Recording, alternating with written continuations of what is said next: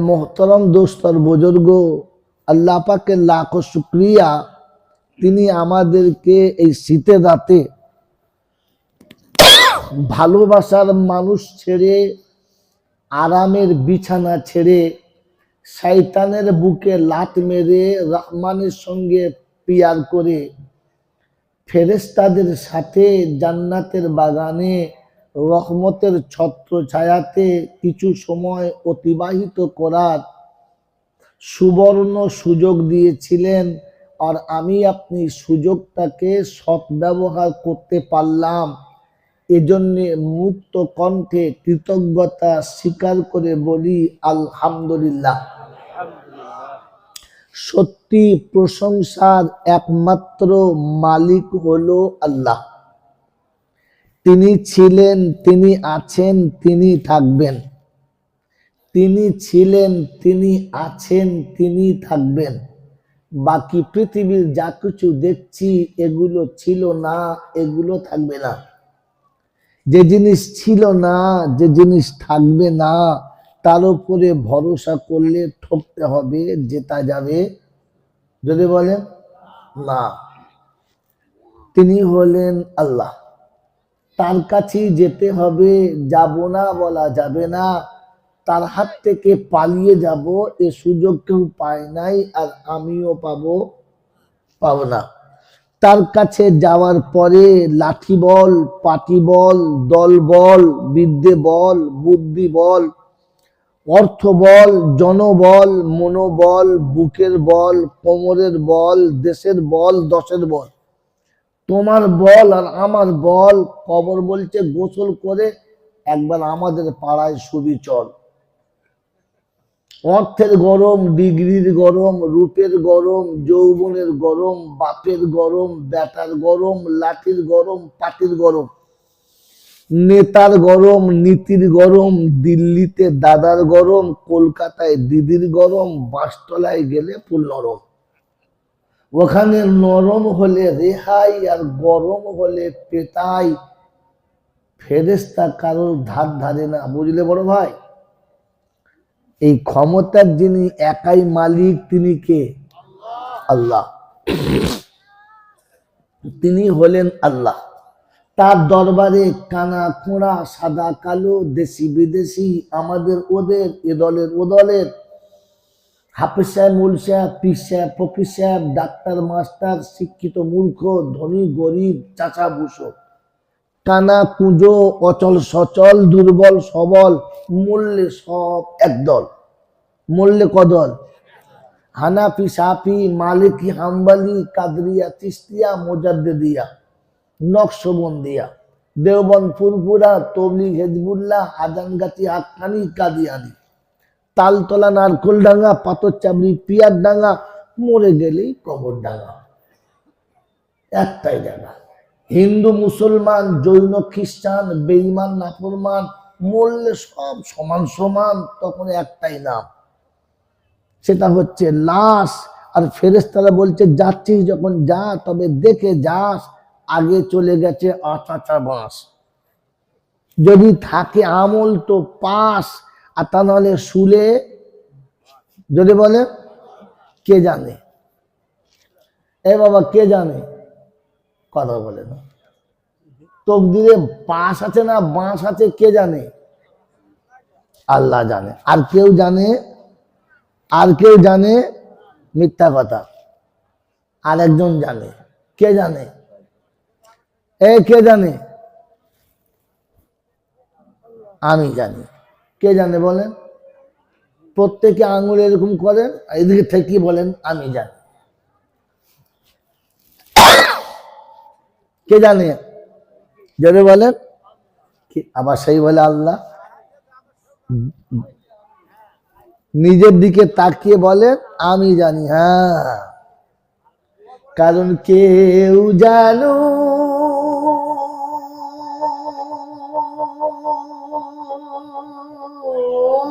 কার নাই বা জানু, আমি তো জানি আমি পাপী। পোশাকে আশাকে দেখো কি সাজানো সেজেছি, নিরালাতে নির্জনে কত ভুল করেছি, সে কথা কখনো বসে ভেবেছি কি? আমি তো জানি আমি পাপী। এটা ভেবে ভেবে বাড়ি যাবে। বদনাম গলি দিয়ে বারে বারে চলেছি, তবুও তো নাম নিয়ে আজও বেঁচে রয়েছি।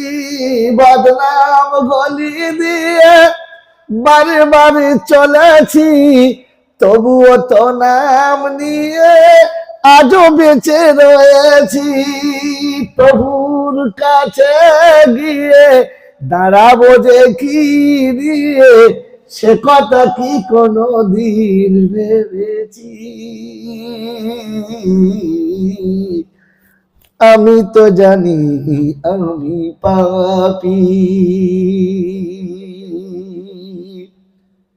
এই লাইনটা মনে করে নিয়ে নিয়ে যাবে। কি গজল শুনবেন না জলসা শুনবেন? জোরে বলে।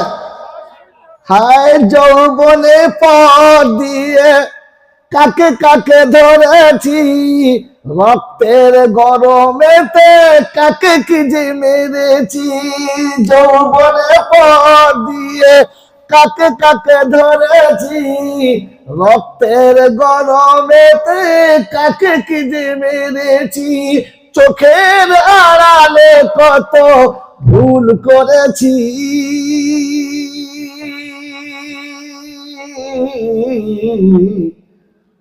আমি তো জানি আমি পাপী।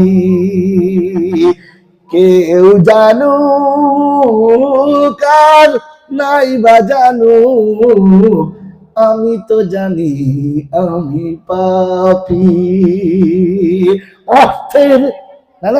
অর্থের গরমেতে বিদ্যারি ছুরি দিয়ে কতজনে নীরবেতে খুন করেছি।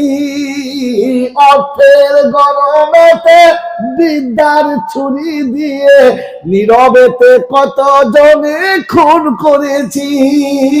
রক্তের ফোঁটাগুলো আজও দেখে বলে মরে, সে কথা কি মনে পড়ে কি?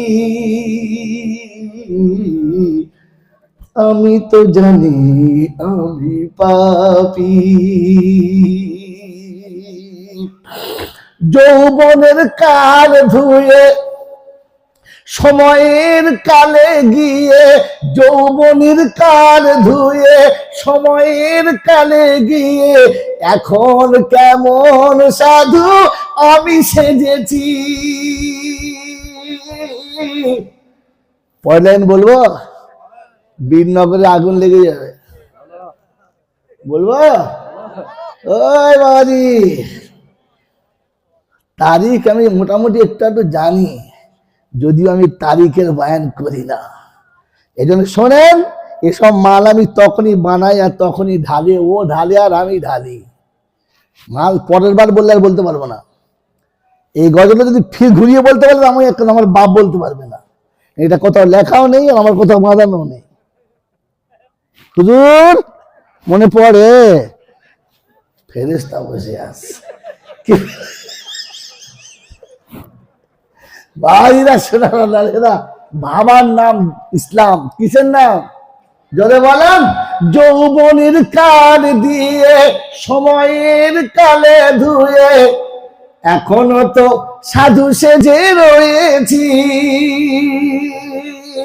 রাতের আধারে গিয়ে ভাবি একটু নিরালা দিয়ে, আমি যে কি কাজ গুলো নিজে হাতে করেছি।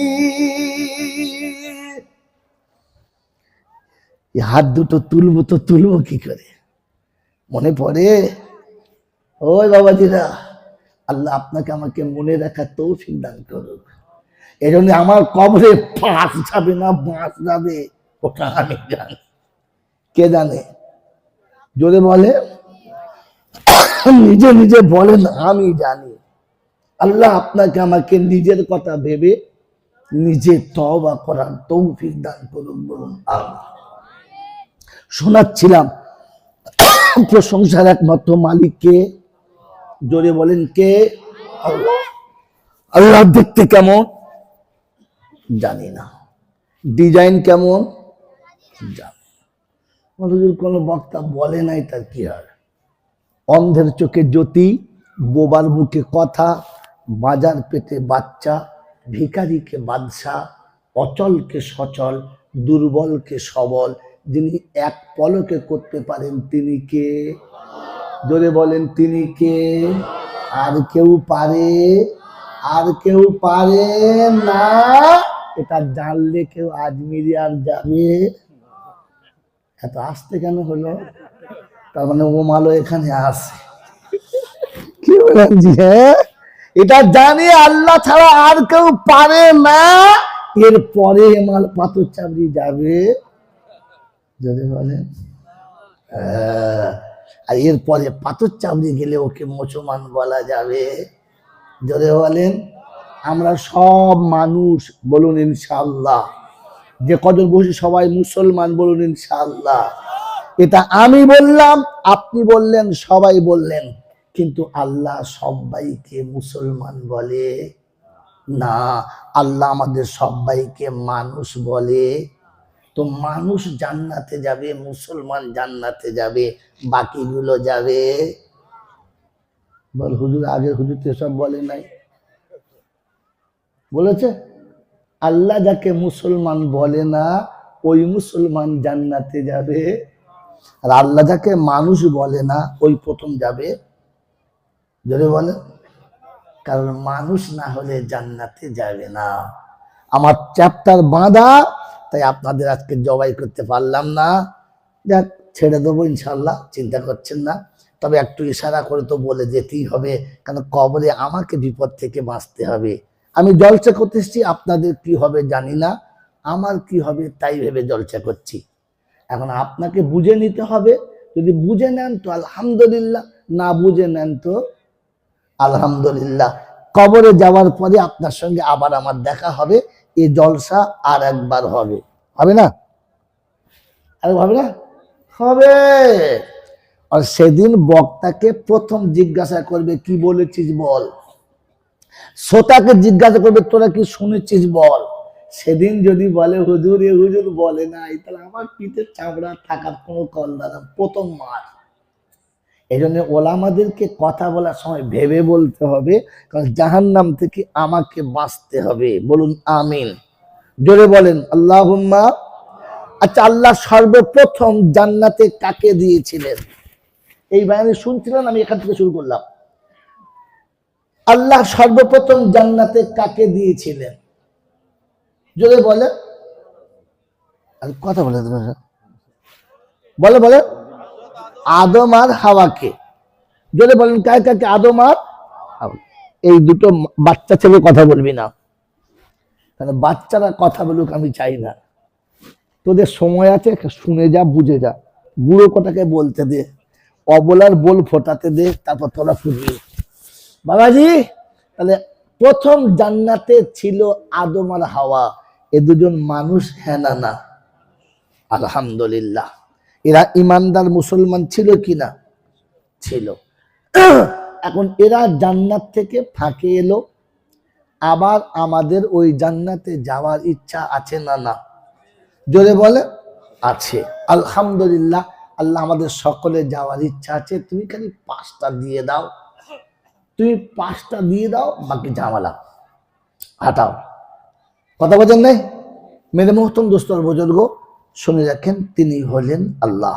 ঠিক তারপরেই 100 কোটি দরুদ ও সালাম বর্ষিত হোক আমার আপনার নবী, দোজাহানের বাদশাহ, তাজদারে মদিনা, সরওয়ারে কায়নাইন, ফখরে দোজাহান, ইমামুল আম্বিয়া, খাতিমুন নবিয়িন, আশিকুল আরিফিন, শফি মুজনবিন, আনিসুল গরিবিন, আশিকুল মুরাদিন, রাহমাতাল লিল আলামিন, জনাবে মুহাম্মদ রাসূলুল্লাহ সাল্লাল্লাহু আলাইহি ওয়াসাল্লামের উপরে, সেই সাথে আল্লাহর অফুরন্ত রহমত ওয়াজাচিত হয়ে বর্ষিত হোক তার সকল নেক বান্দা ও বান্দীদের উপরে সকলে বলি আল্লাহুম্মা, যদি বলেন আল্লাহুম্মা আমিন।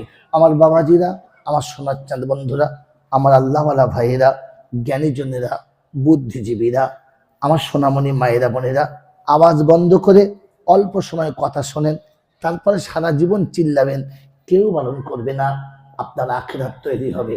মেরে মহতম দোস্তর বুজুর্গ, যেদিন আদম এবং হাওয়াকে জান্নাত থেকে নামিয়ে দেওয়া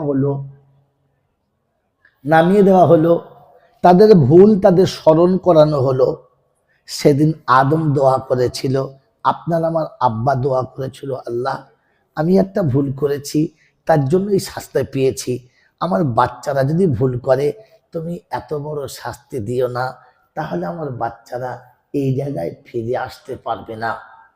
আল্লাহ আমার বাচ্চাদের ওখানে যাওয়ার একটা সহজ রাস্তা বলে দিন, তা যেন নিরাপদে সেখানে চলে যেতে পারে, কোনো অসুবিধা হয় যদি বলেন না।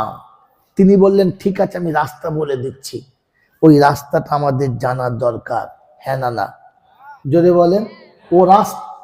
ভাই বাচ্চাদের বলছি চুপচাপ থাকবে, আপনারা শোন, আর বয়স্কদের বলছি আপনারা মিলিয়ে নেন খালি ফাটাফাট করে। যে রাস্তা আল্লাহ দিয়েছে ওটা ঠিক না ভুল যদি বলেন ঠিক, যে রাস্তা রাসূল দিয়েছে ওটা ঠিক না ভুল ঠিক। অতএব যদি ঠিক হয় আমি আমারটা মিলিয়ে নিই, আমার জীবনটা ঠিক পথে চলছে না ভুল পথে, ভুল পথে চললে জাহান্নাম, ঠিক পথে চললে যদি বলে জান্নাত, ঠিক পথে চললে জান্নাত, ভুল পথে চললে জাহান্নাম। কোরআন শুনিয়ে দিচ্ছে কুল্লাহবিতু মিনহা জামিআ فإما يأتينكم مني هدى فمن تبع هداي فلا خوف عليهم ولا هم يحزنون। প্রথম পারাতে সূরা বাকারার 37 নম্বর আয়াতে ডান দিকের পৃষ্ঠার প্রথম আয়াত আল্লাহ পাক শুনিয়ে দিচ্ছেন ফাইম্মা ইয়াতিয়ান্নাকুম মিন্নি হুদা ফামান তাবিআ হুদায়া ফালা খাউফুন আলাইহিম ওয়ালা হুম ইয়াহজানুন। আদম তোর বাচ্চাদের বলে দিবি আমার তরফ থেকে হুদা যাবে, যারা হুদা মেনে নেবে কোনো চিন্তা তাদের থাকবে না, নিরাপদে জান্নাতে যাবে, কেউ আটকাতে পারবে না। আল্লাহ পাক তুমি কোথায় হুদা দেবে, কবে দেবে ঘোষণা। কোরআন হচ্ছে হুয়াল্লাযী আরসালা রাসূলাহু বিল হুদা ওয়া দীনিল হাক্কি লিইয়ুযহিরাহু আলাদ দীনি কুল্লিহি ওয়া কাফা বিল্লাহি শাহীদা। মুহাম্মাদুর রাসূলুল্লাহ। কেউ দরুদ শরীফ পড়বেন না, নবীর নাম শুনে দরুদ পড়া ভালো, তবে কোরআনে রাসূলের নাম আসলে দরুদ পড়বেন না। কথা বুঝেছেন? বিপদে পড়লে দোয়া ইউনুস পড়া ভালো, তবে শ্বশুর মরে গেলে দোয়া ইউনুস পড়ে মাটি দেবেন না, ভেতরে শ্বশুর চটপট মরবে আর উঠতে পারবে না। কথা হে বাবাজি, ভালো জিনিস ভালো, সব জায়গাতে জোরে বলে সব জায়গাতে ভালো না, এটা বুঝে চলতে হবে, তা না হলে হবে না। নতুন জামাইকে গাওয়া ঘির পরোটা খাওয়ানো ভালো, তবে ডায়রিয়া রোগী হলে দেবেন না, পায়খানা ঘরে একা দখল করে থাকবেন, কোনো শালা ঢুকতে পারবে না। সেই জন্য বুঝে সুঝে খাওয়াবেন, সবাইকে খাওয়াবেন না। কথা বোঝেন? কোরআনে রাসূলের নাম এলে দরুদ শরীফ পড়বেন না, নামাজের ভেতরে রাসূলের নাম এলে দরুদ পড়বেন না, নামাজটাই নষ্ট হয়ে যাবে। কথা বুঝেছেন? এই জন্য বলুন পড়বেন না। هو الذي أرسل رسوله بالهدى ودين الحق ليظهره على الدين كله ওয়াকাফা বিল্লাহি শাহিদা মুহাম্মাদুর রাসূলুল্লাহ ওয়াল্লাযীনা মা'হু আশিদ্দাউ আলাল কুফার রুহামাউ বাইনাহুম তারাহুম রুকান সুজ্জাদাই ইয়াবতাগুনা ফাদলাম ফাদলাম মিনাল্লাহি ওয়া রিদওয়ানা। কোরআন শরীফের পারা নাম্বার 26, সূরার নাম সূরা ফাতিহা, আয়াত নাম্বার 28, বাদিকের পৃষ্ঠার নিচে থেকে 4টে লাইনের উপরের আয়াত আল্লাহ পাক শুনিয়ে দিচ্ছেন, হুয়াল্লাযী আরসালা রাসূলাহু বিল হুদা। আলহামদুলিল্লাহ, দেশাকালেতে খুঁজছিলাম। আল্লাহ পাক রব্বুল আলামিন শোনাচ্ছেন, আমি তোমাদের কাছে রাসূল পাঠাবো, সাথে হুদা দেব। বলে আল্লাহ 313 রাসূল দিয়েছে, হুদা কোথায়? বলে মুহাম্মাদুর রাসূলুল্লাহর কাছে দিয়েছি। আমার নবীর কাছে যেটা দিয়েছে ওটা হুদা। ওটার নাম কি?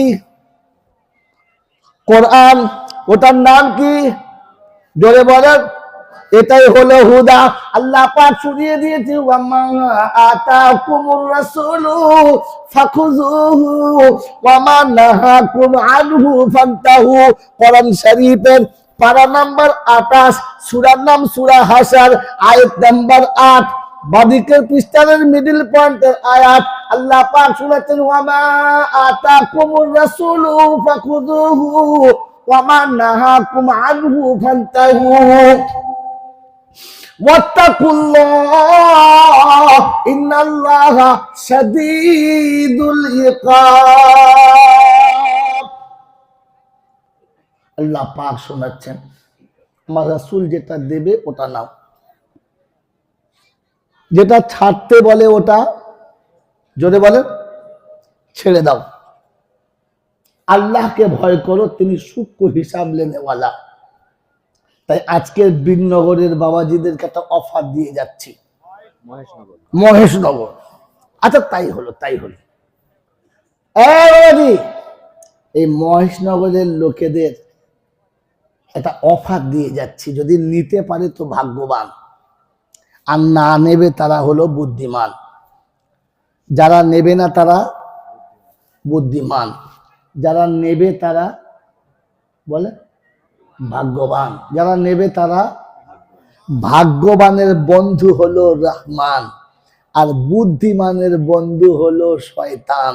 এবার আপনার যেটা ইচ্ছা সেটা করেন, আমার কিছু বলার নাই। যারা নেবে তারা ভাগ্যবান, যারা নেবে না তারা হলো বুদ্ধিমান। এখান থেকে ঠিক করেন, আপনি মুসলমান আর এর বিপক্ষে গেলেই হনুমান। এ শব্দ বলেছে কোরআন। মেনে নিলে ঈমান, আর মেনে না নিতে পারলে নাফরমান। চলুন এবার ফিরে যাচ্ছি কোরআন। ওই বাবাজিরা, আমার আল্লাহওয়ালা ভাইয়েরা, কিয়ামতের ময়দানে আপনি আমি বেঁচে যাব আর জান্নাতে যাব, এটা আপনার আমার ধারণা। এই আশা আছে তো বলেন, হিসাব দিয়ে যাওয়া সম্ভব না? যাওয়া সম্ভব না। তাহলে কোনো ফাঁক করে গলে পালানো সম্ভব? হ্যাঁ না? জোরে বলেন। উম্মতে মুহাম্মাদীকে বাঁচানোর জন্য, কারণ অনেক আছে, ওদিকে যাওয়া হবে না, টাইম নেই। উম্মতে মুহাম্মাদীকে বাঁচানোর জন্য আল্লাহ পাক তার হাবিবকে দিয়ে 4টে অপশন দিয়েছে। কটা? 4টে। যদি 4টের একটাও নিতে পারেন ভাগ্যবান, আর যদি একটাও না নিতে পারেন তাহলে জানতে হবে আমি বুদ্ধিমান। আপনাকে শয়তান বলবো না, শয়তান বলে রেগে যাবেন। এই জন্য বুদ্ধিমান বললাম। গরম কি? যদি বলি বাঘের বাচ্চা তো ছেড়ে ফুলে যাবে বাঘের বাচ্চা, আর যদি বলি জানোয়ারের বাচ্চা, জানোয়ারের বাচ্চা বলে রেগে যাবে, বলবে না? আর হ্যাঁ না বলেন না? কিন্তু বাঘের বাচ্চা, কিন্তু ও বোঝে নাই বাঘও একটা জানোয়ার। কথা বোঝেন নাই? মাল ঘুরিয়ে বলেছি তো। যদি বলি শালা রেগে যাবে, যদি কোচির মামু খুব খুশি। ছেলেটা কে গো? আমাদের কোচির মামু। তার মানে আমার কে?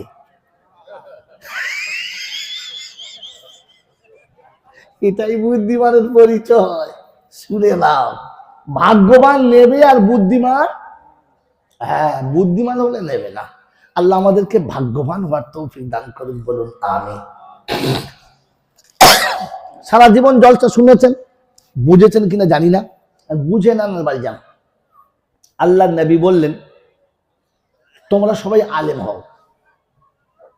কোন আলেমান? আলেম হও। যদি না হতে পারো তালবে ইলম হও, আর যদি না হতে পারো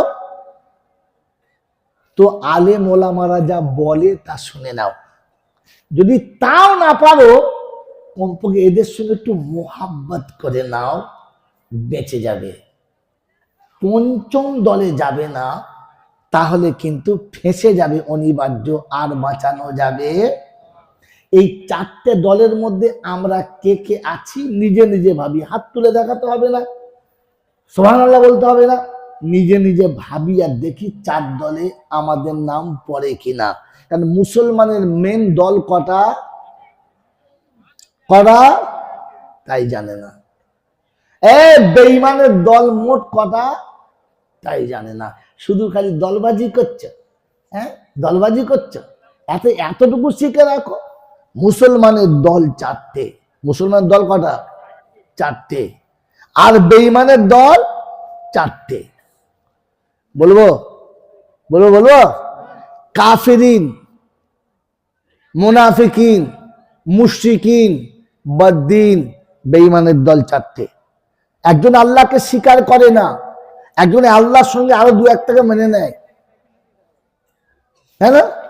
আর একজন উপরে একরকম ভেতরে একরকম। আর একজন ইসলাম আল্লাহর কোনো কানুন মানে না, বদ্দিনে চলে। এই চারটে কাফের। চার দল কি যদি বলে? কাফের। চার দল কাফের। এই চার দলে আমাদের নাম আছে নাকি? আল্লাহকে মানি তো? তিন চারটে খোদা মানি না। আল্লাহকে মানি, আবার দিনের বেলা অন্য কাউকে মানি, এরকম মানি না। আর আল্লাহ ছাড়া অন্য কারোর কথা মানি না। তাহলে এই চার দলে আমার নাম আলহামদুলিল্লাহ বলুন, আলহামদুলিল্লাহ। মুমিনের দল চারটে। মুমিনের দল কটা? চারটে। নবীন, সিদ্দিকিন, সোহাদা, সলিহিন। নবী হতে পেরেছি না। সিদ্দিক সত্যবাদী হতে পেরেছি না। শহীদ হব না। নেক, পাপের কোনো ধার দিয়ে যাই না, এরকম আছি না। ওই চারে না, এই চারে আছে কিসে? কি ঝামেলা বলতো। আমি আপনাকে আর বেশি কথা বলবো না, কারণ আমি কি বলবো, আমাকে যে আগে বেঁধে দিলি বাবু দাদা। এবার শোনেন, আমরা বদ্দিনে নেই, দিনেও নেই, মাঝখানে পড়ে আছি। এখন আজ থেকে নিয়ত করি বদ্দিন থেকে ছাড়বো আর দিনে ঢুকবো ইনশাল্লাহ। ঢুকবো ইনশাল্লাহ। তবে বদ্দিনে যাওয়ার একটা মক্ষম নমুনা যদি বলে দিই, আজ থেকে তওবা করে ছাড়ার চেষ্টা করবো ইনশাআল্লাহ। নোট করুন, এই আয়াতটা অবশ্যই নোট করবেন, অবশ্যই আয়াতটা নোট করবেন। ইন্নাল্লাযীনা ইয়াকফুরুনা বিল্লাহি ওয়া রুসুলিহি ওয়া ইউরিদুনা আন ইউফাররিকু বাইনাল্লাহি ওয়া রুসুলিহি وَيَقُولُونَ نُؤْمِنُ بِبَعْضٍ وَنَكْفُرُ بِبَعْضٍ وَيُرِيدُونَ أَن يَتَّخِذُوا بَيْنَ ذَلِكَ سَبِيلًا أُولَئِكَ هُمُ الْكَافِرُونَ حَقًّا وَأَعْتَدْنَا لَهُمْ عَذَابًا مُهِينًا। 6 পারার প্রথম পৃষ্ঠারের উপর থেকে 5টা লাইনের নিচেতে শায়দ সূরা মায়দার 6 পারা সূরা মায়দার চলেছে। হাফিজ সাহেব কেছো সূরা মায়দা 6 পারা আছে না? সূরা মায়দার 150-55 নম্বর আয়াত, প্রথম পৃষ্ঠারের মিডিল পয়েন্টের আয়াত। দেখুন হাফেজে কোরআন আছে, আমি হাফেজ না, আন্দাজ আছে তাই বলছি। আল্লাহ শোনাচ্ছেন, ইন্নাল্লাযীনা ইয়াকফুরুনা বিল্লাহি ওয়া রুসুলিহি ওয়া ইউরিদুনা আন ইউফাররিকু বাইনাল্লাহি ওয়া রুসুলিহি ওয়া ইয়াকুলুনা নু'মিনু বিবা'দিন ওয়া নাকফুরু বিবা'দ ওয়া ইউরিদুনা আন ইয়াত্তাখিযু বাইনা যালিকা সাবিলা উলাইকা হুমুল কাফিরুনা হাক্কা। মহেশনগরের বাবাজিরা কোরআন শুনিয়ে দিচ্ছে, একদল মানুষ এমন হবে যারা আল্লাহকে অস্বীকার করে, একদল মানুষ রাসূলের অস্বীকার করে। ওরা লোকের কাছে কি বলে জানেন? বাবা, কোরআন যা বলেছে সত্য কথা, রাসূল যা বলেছে সত্য কথা, কোনোটা মিথ্যা না। কিন্তু যুগ জামানায় এমন পড়েছে সবটা মানতে পারবো, সবটা মানতে পারবো না। তাই যতটা পাচ্ছি ততটা মানছি। কেন? তোর বাবার চালাকি পেয়েছি, তোর বাবার ঘরের কথা তোর ইচ্ছা মতো মানবি, তোকে মানতে হবে। এটা ইসলাম। যদি মানতে মন না যায় বার হয়ে চলে যা, থাকতে কে বলেছে? ও কেরামতি করে বলে খানিকটা মানছি, যতটা পাচ্ছি ততটা মানছি, সবটুকু মানতে পারবো না। কোরআন বলছে ওয়ায়ুরিদুনা ইয়াত্তাখিযু বাইনা যালিকা সাবিলা। আল্লাহ এবং রাসূলের রাস্তার মাঝখানে নিজে এমন একটা রাস্তা বার করে, এমন চালচলন, এমন খাওয়া দাওয়া, এমন পরিবেশ, এমন পরিস্থিতি, এমন সিচুয়েশন তৈরি করে, ওকে বেঈমান বলা যাবে না, মুসলমান বলাও জোরে বলেন যাবে না। নাম রেখেছে আব্দুল কাদের, বেঈমান বলা যাবে, তবে বসে জীবনে মতে না, মুতো পাইপ লাইনটা ধোয় না। বুঝলেন? ওকে আর মুসলমান বলা যাবে? কথা বোঝেন, রাগ করেন না।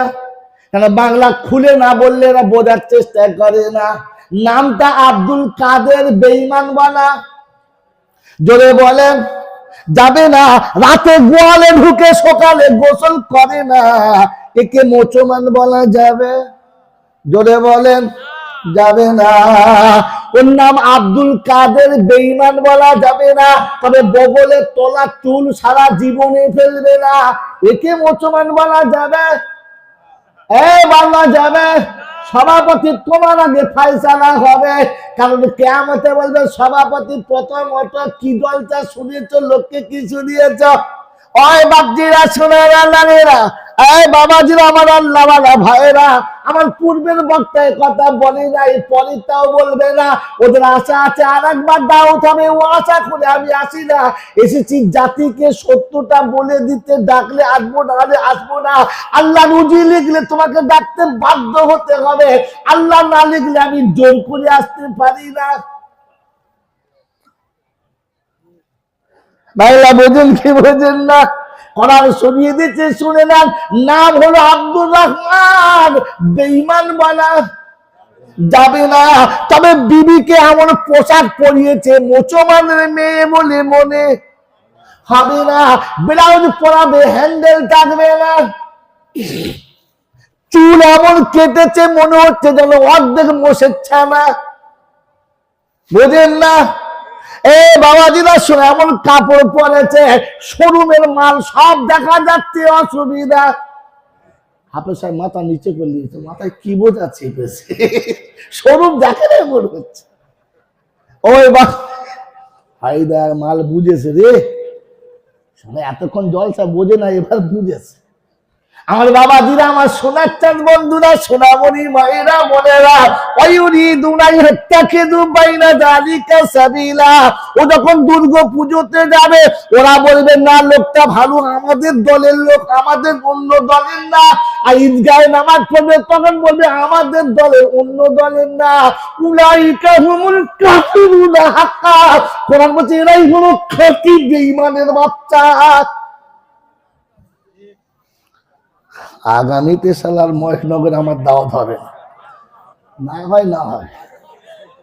ওই বাবাজিরা আমার আল্লাহওয়ালা ভাইরা, এই জন্য সরিয়ে দিচ্ছি, শুনে রেখে তাহলে ঘাবড়াবেন না। हर जंगल के खाली गुमा नबासात, शायद के पिलांग खुफिया बासा। প্রতিটি ঝড় জঙ্গলকে ফাঁকা মনে করবেন না, বিষাক্ত সাপ কোথাও শুইয়াতে ছবুলে দিলে বাপের নাম ভুলে যায়। এই জন্য বাবাজিরা, সোনার আল্লাহরা, জ্ঞানীজনরা, শুধু মানুষেরা কমপক্ষে এরকম থেকে বাঁচি যে আমার মাকে দেখলে মনে হয় যেন আমার মা যাচ্ছে কোনো মুনাফিকের মা না, বেঈমানের মা না, খ্রিস্টানের মা না, ইহুদির মা না, নাসারার মা না। 100 মাইল দূর থেকে যদি বলতে পারি ওটা আমার মা, আমার মা, আমার মা, বলতে পারবো? আমার বাড়ির মা তো এমন সেজে বেরুচ্ছে, পেছন দিতে মনে হচ্ছে বড় ভাই যাচ্ছে, সামনে গিয়ে দেখি ভাবি। চিন্তা করছি শালা কি ফেলে পড়েছি, দাদা বলে ডাকলে তো সর্বনাশ। কি বলেন জি? আমার পাদারা বলছে ফাটা, স্কোয়ার ফাটা।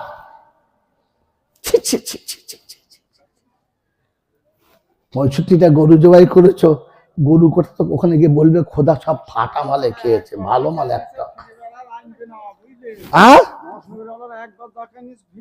আর আনবে না। কি সব বলা, এখানে আমার আর চলবে না, দাগ হয়ে গেছে। কি বাবাজিরা, আমার শোনাচ্ছেন বন্ধু, এসে যখন গেছি আজকে তো পাতে পারবে না, দে যাও যাও। বাবাজিরা আমার আল্লাহ ভাইরা শোনেন, প্রত্যেক বছরে বছরে ইমাম পাল্টাবেন না, চরিত্র পাল্টান, ইমাম পাল্টাতে হবে না। প্রতি বছরে বক্তা পাল্টাতে হবে না, চরিত্র পাল্টান, সমাজ পাল্টে যাবে। খালি নুন চাচ্ছে, ওই বক্তাকে নিয়ে আসি, ওইটাকে নিয়ে আসি, ওটাকে নিয়ে আসি, তা নুন চাখান মাল, হ্যাঁ না বলে? পরানাদি সোনার মন হলে একটা ভালো আলেমকে 30 বছর আনুন, ইসলাম জানতে পাবেন, ইতিহাস জানতে পাবেন, ধর্ম জানতে পাবেন, আপনি দিনদার হবেন, আপনার কাছে ঈমান আসবে। আর বছর বছর মৌলবি পাল্টালে উনি চাকতে চাকতে শেষ হবে। বলবো কোন রোগী যদি বলে সপ্তাহ সপ্তাহ ডাক্তার পাল্টাবো, ও শালার কাফন কিনে ডাক্তার বাড়ি যেতে হবে, হ্যাঁ না বলেন? তাহলে যে ডাক্তার কাছে যাবে ও চেক করতে করতে মাল মেরে দেবে, হ্যাঁ না বলেন? বছরে বছরে বক্তা পাল্টালে জাত অধঃপতনের অতল তলে যাবে। সতর্ক দিলাম, কোরআন শোনাচ্ছে আপনাকে। হ্যাঁ বাবাজি, আল্লাহ পাক শুনছেন, ফাসিরু ফিল আরদি সুমানদুরু কাইফা কানা আকিবাতুল মুকাদ্দিবিন।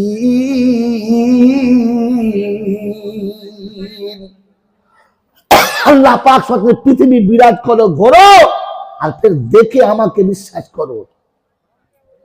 মেরে মোহতরম দোস্তর বন্ধু, আল্লাহ ওয়ালা ভাইরা, বুদ্ধিমান বন্ধু শোনো, আজ ফিলিস্তিনে মুসলমান মাল খাচ্ছে, হ্যাঁ না বলো? ইসরায়েলের গাজাতে মুসলমান মাল খাচ্ছে, হ্যাঁ না? কারণ আছে, এমনি মাল খায় নাই, জ্বলনে মাল খাচ্ছে। বলবো বাবাজি, নারীরা দেহ খুলে নদীর ধারে গা ধুতে শুরু করেছে, আর পুরুষগুলো শর্ট প্যান্ট পরে চাপ বাস চেপে ঘুরে বেড়াচ্ছে। ছেলেগুলোকে দেখে মনে হয় না আমাদের বাচ্চা, ওদের বাচ্চা। রং ওদের নিয়েছে, ঢং ওদের নিয়েছে, পোশাক ওদের নিয়েছে, কালার ওদের নিয়েছে, চলন ওদের নিয়েছে, মশলাত ওদের নিয়েছে, মহামেলাত ওদের নিয়েছে। ওরা নেটে সার্চ করে দেখেছে, সব নিয়েছে, যাতে মুসলমান রয়ে গেছে, পুতুল কাটা সারাদেরকে ধনে দিয়েছে। তুমি ওদের মতো যতই সিঁদুর পরো, ওদের মতো যতই শাখা হাতে দাও, তুমি যতই বারমুন্ডা পরো, আর যতই ন্যাংটে ফাঁচনে খেলা করে, ওরা ভেতরে ভেতরে জানে এই সারা জাতে মুসলমান রাখা যাবে না, কেটে ফেল। আপনি কি মনে করছেন ওরা আপনাকে মেনে নেবে? আপনি ওপর সার্চ করেছেন, ওরা নেটে সার্চ করেছে, লিখেছে আই এম মুসলিম।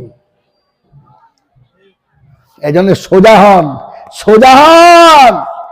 সময় খুব কাছে এসে গেছে, সময় কাছে এসে গেছে, বোঝার চেষ্টা করেন।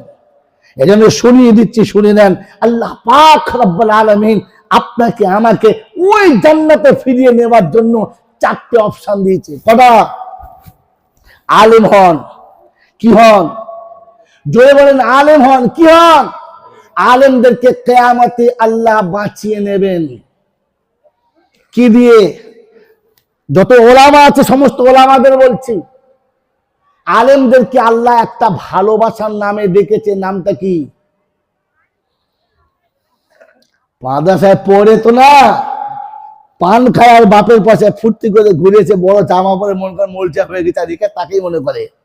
আমি এই জন্য প্রায় বলেছি, আজকে বলে যাচ্ছি, লাইভ চলছে, শুনে রেখে দেন, যে 100টা বক্তা হলে 95-99টা আলেম না।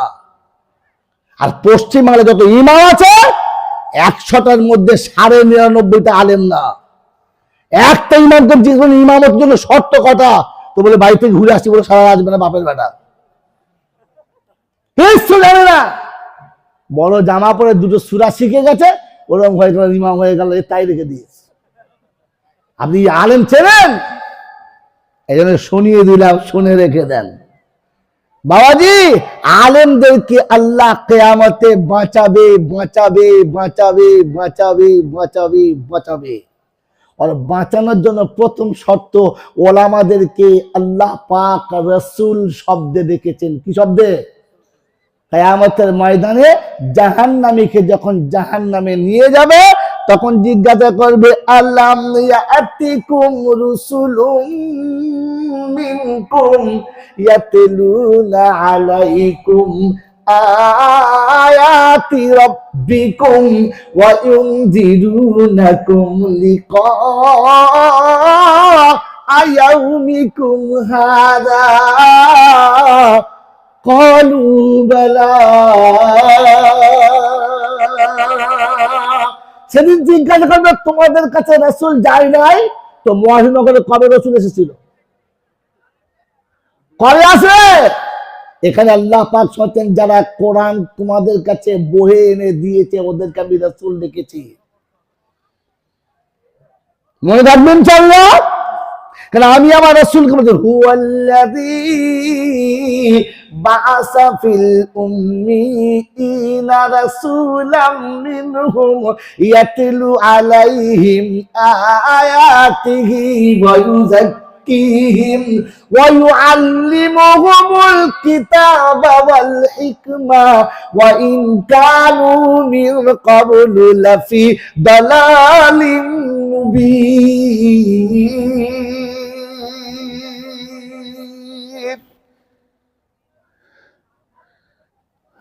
ভাবে নাই করে আমাকে ভয় দেখাচ্ছে, দুবার এনেছে আর আনবে না। ভাগ্য ভালো পেয়েছো, আল্লাহর কাছে শুকর করো, 3বার আলহামদুলিল্লাহ বলো। আল্লাহ ভাইরা, জ্ঞানী জনেরা, শুধু মানুষেরা, আল্লাহ পাক শোনাচ্ছে আমার রাসূলকে, রাসূল তোমার কাছে কোরআন দিয়েছি, মূর্খদের কাছে পাঠিয়েছি, কোরআন শোনাও, হেদায়েত পাবে।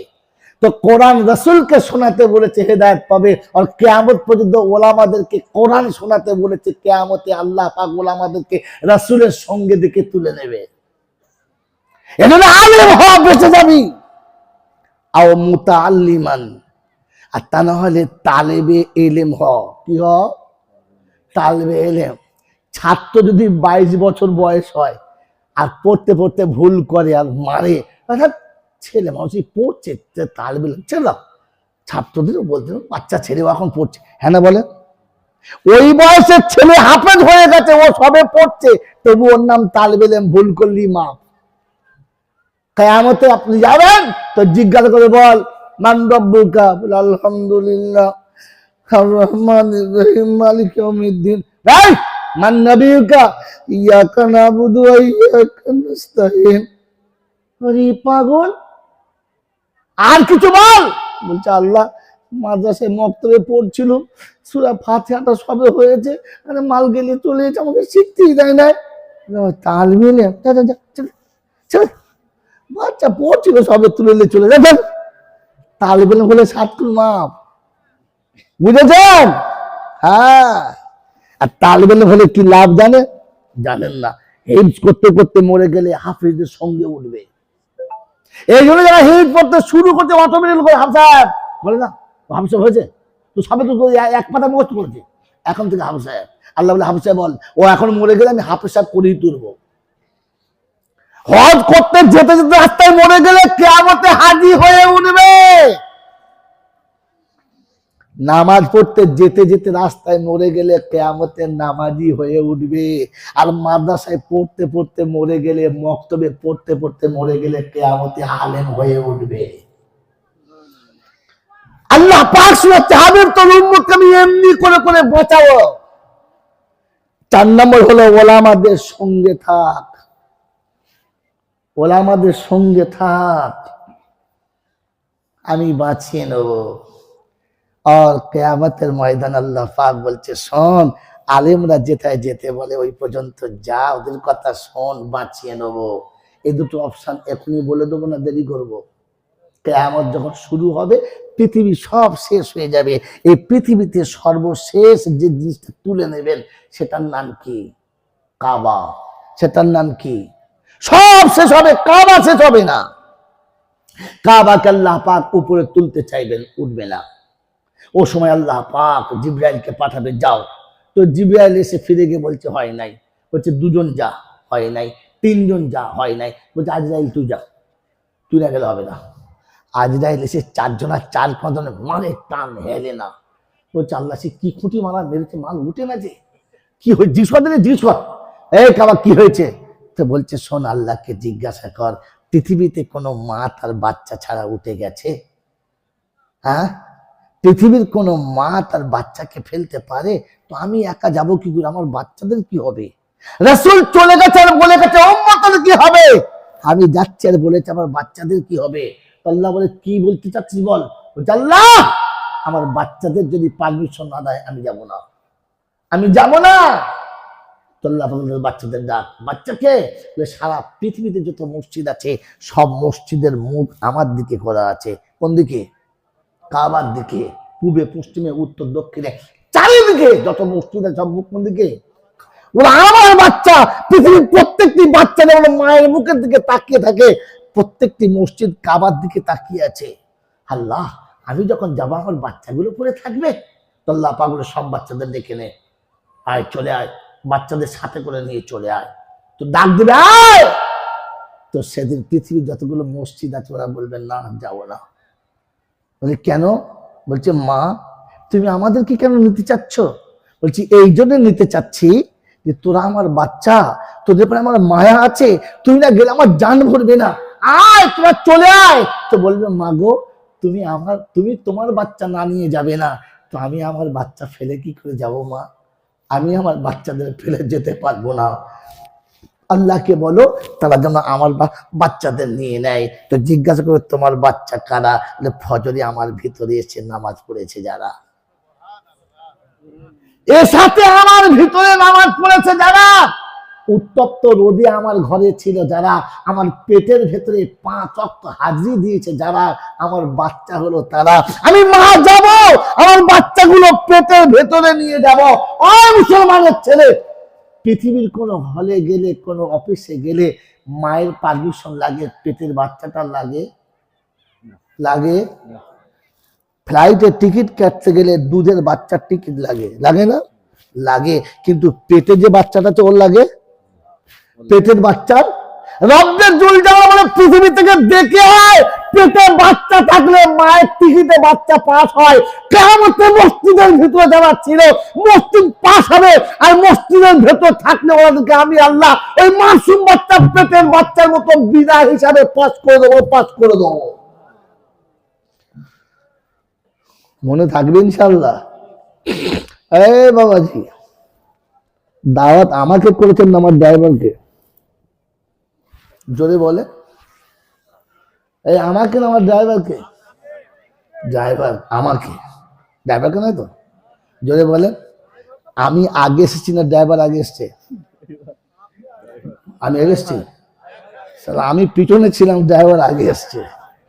আমাকে দাওয়াত করলে আমার ড্রাইভার আগে আসে, আর আমি যা খাই আমার ড্রাইভার সেটা খায়। ড্রাইভার আগে খায় আর পরে আমি খাই। হ্যাঁ না বলেন?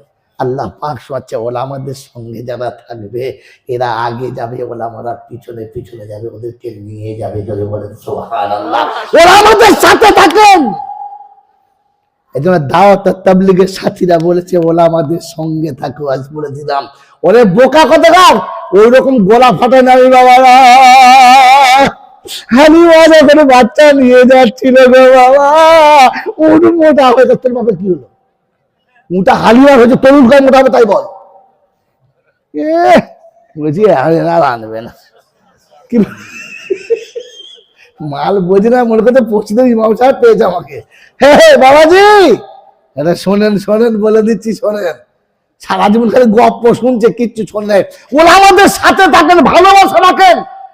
কাল কিয়ামতের ময়দানে আগে যাবেন। নমুনা বলে দিই, আমি গল্প বলি না, আমি দলিল পাশে রেখে বলি। কাল কিয়ামতের ময়দানে আল্লাহ যখন পৃথিবীর সব মানুষ শেষ করে দেবেন, দুনিয়া শেষ করে দেবেন, এরপরে তুলবেন। ওয়া ইযাল কুবুরু বুসিরাত আলিমাত নাফসুম মা কদ্দামাত ওয়া আখারাত। জমিনে ফাটবে, মানুষ উঠবে। সর্বপ্রথম কে উঠবে? এই সর্বপ্রথম কে উঠবে? ও হুজুর, একদিন জলসা শুনছে, বলো। বলে না, শুনে নাই, মাল খালি বছর বছর নুন চেঁচেছে, মাল খেয়ে দেখেন তরকারি কি আছে। কবর থেকে মাটির তলে সর্বপ্রথম আমার রাসূল উঠবেন। যদি বলেন সুবহানাল্লাহ। উঠে জিজ্ঞাসা করে, ইয়া আখি জিবরাইল আইনা উম্মতি। আল্লাহ রাসূল কবর থেকে প্রথম উঠে জিজ্ঞাসা করবে, জিবরাইল আমার উম্মত কোথায়? জাহান্নামে চলে গেল নাকি? বলছে, আল্লাহ কসম করে বলছি ইয়া রাসূলুল্লাহ, আপনি ছাড়া এখনো মাটির তলা থেকে কেউ ওঠে নাই, আপনি প্রথম উঠেছেন। আপনি না ওঠা পর্যন্ত কাউকে আল্লাহ তুলবেন না, কথা দিচ্ছিলেন। হাসরের মাঠ যখন শুরু হবে, বিচার হবে, সব হবে, বলেন মাটির ভিতর থেকে সর্বশেষ কে উঠবে? কিছু জলসা শোনেন নাই, শুধু গল্প শুনেছেন। ওই যে হালিমার মুঠ মোটা হয়েছে আর ছাগলের দুধ দিয়েছে, সুবহানাল্লাহ বলে বাদ চলে।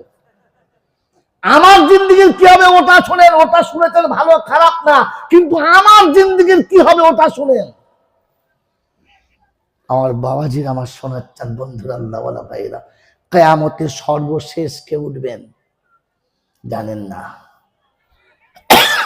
জানেন? জানেন? আজ বলে দিচ্ছি, নোট করেন। কালকে এলাকায় যত বড় বড় আলেম আছে জিজ্ঞাসা করবেন। সব মানুষের সব হয়ে গেছে। সেদিন জান্নাতের সার্টিফিকেট, জান্নাতের দরজা খোলার জন্য আল্লাহ পাক আমার রাসূলকে পারমিশন দেবেন। অনেক লম্বা ওয়াকিয়া, শর্ট হ্যান্ডে নিয়ে আসছি। রাসূলকে সেদিন জান্নাতের ফিতে কাটার পারমিশন দেবেন, ওপেন করুন। জান্নাতের দরজা খোলা হয়ে গেছে। রাসূল হেঁটে যাবেন না সাওয়ারিতে চেপে যাবেন? সাওয়ারি চেপে যাবেন। উঠে না ঘোড়াতে? উঠে। উঠটার নাম কি জানেন? হ্যাঁ হ্যাঁ বলুন বলুন বলুন বলুন। আল কাসওয়া। এই সে উট, বড় ভাগ্যবান যে উট আল্লাহর নবীকে মক্কা থেকে মদিনা পর্যন্ত সাথে করে নিয়ে গেছেন। যে উট জিবরাইলের কথা মতো জমিনে চলেছে। যে উট আল্লাহর নবীকে তার বাসস্থান দেখিয়ে দিয়েছেন। আল্লাহ নবী মদিনায় কার ঘরে ছিলেন বলেন বলেন? আবু আইয়ুব আনসারীর ঘরে। এটা দুনিয়া জানে, কিন্তু ইতিহাস ভুল। আবু আইয়ুব আনসারী আমার রাসূলের ঘরে ছিলেন, আল্লাহর নবীর ঘরে ছিলেন। আল্লাহর নবী আবু আইয়ুব আনসারীর ঘরে ছিলেন না, ও ঘরটা আল্লাহর নবীর ছিল, ওনার দখলে ছিল। মদিনার মসজিদ তৈরি হয়েছে, এটা এই উট এসে নিশানদাহি করেছে, এই জায়গায় এসে বসেছিল। অনেক তারিখ চাচ্ছিলাম এখানে। আল কাসওয়া, আল্লাহর নবীকে নিয়ে জান্নাতে যাবেন। যেদিন জান্নাতে যাবার পারমিশন হবে, রাসূল আল কাসওয়াতে চেপে যাবে, তো বলেন উট যায় না, দড়ি ধরে নিয়ে যেতে হয়। দড়ি ধরে নিয়ে যেতে হয়। সেদিন আল্লাহ রাসূলকে দড়ি ধরে কে নিয়ে যাবেন? আবার এসো গো, বলো বলো বলো, আবার এসো গো প্রেমিক বেলাল।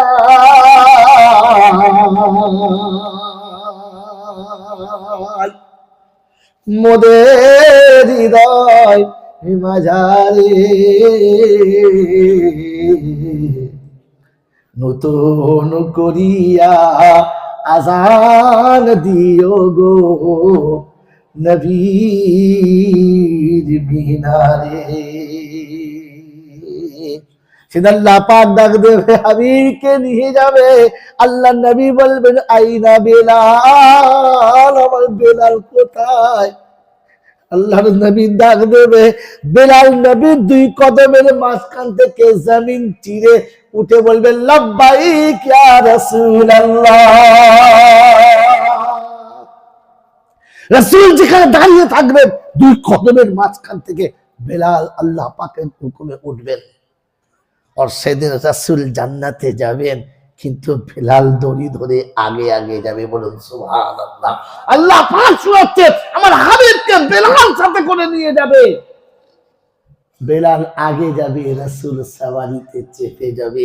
ওলামাদের সঙ্গে সুসম্পর্ক যারা রাখবে, কাল কিয়ামতে ওরা আগে জান্নাতে যাবে, আর ওলামারা ওদেরকে পিছন থেকে ডাকিয়ে সাথে করে নিয়ে যাবে।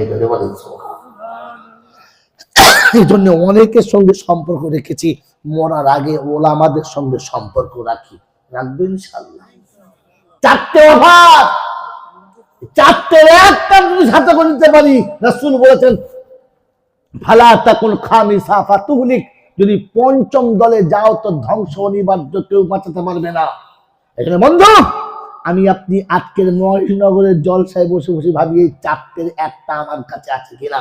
যদি না থাকে তো মনে মনে বলুন ইন্না লিল্লাহ আস্তাগফিরুল্লাহ, আর যদি থাকে তো বলুন আলহামদুলিল্লাহ। আজ থেকে নিয়ত করুন, মরার আগে কমপক্ষে চারের একটা দলে আমরা হয়ে মরবো ইনশাআল্লাহ। আমার বাবাজিরা আমার শোনাচ্ছেন বন্ধুরা, এই জন্য বিশ্বনবী জনাবে মুহাম্মদ রাসূলুল্লাহ সাল্লাল্লাহু তাআলা আলাইহি ওয়াসাল্লাম উম্মতকে কোরআনের সাথী হতে বলেছেন। কোরআনের সাথী হওয়া মানে আলেমদের সাথী হওয়া, হাফেজদের সাথী হওয়া। মদিনার মক্কার মানুষকে যথাসম্ভব বুঝিয়েছেন। মক্কার মানুষ কোনোভাবে আমার নবীকে মেনে নিতে পারছিল না। অত্যাচারের শেষ নেই, অনাচারের শেষ নেই, লাঞ্ছনার শেষ নেই, যন্ত্রণার শেষ নেই। আমার বাবাজিরা আমার শোনাচ্ছেন বন্ধুরা, আমার সোনামণি মায়েরা বোনেরা, তারিখ জানি আল্লাহ নবী মক্কা থেকে বার হয়ে ফাঁকে গেলেন, সেখানেও সেই অত্যাচার। তায়েফ থেকে ফিরে এলেন।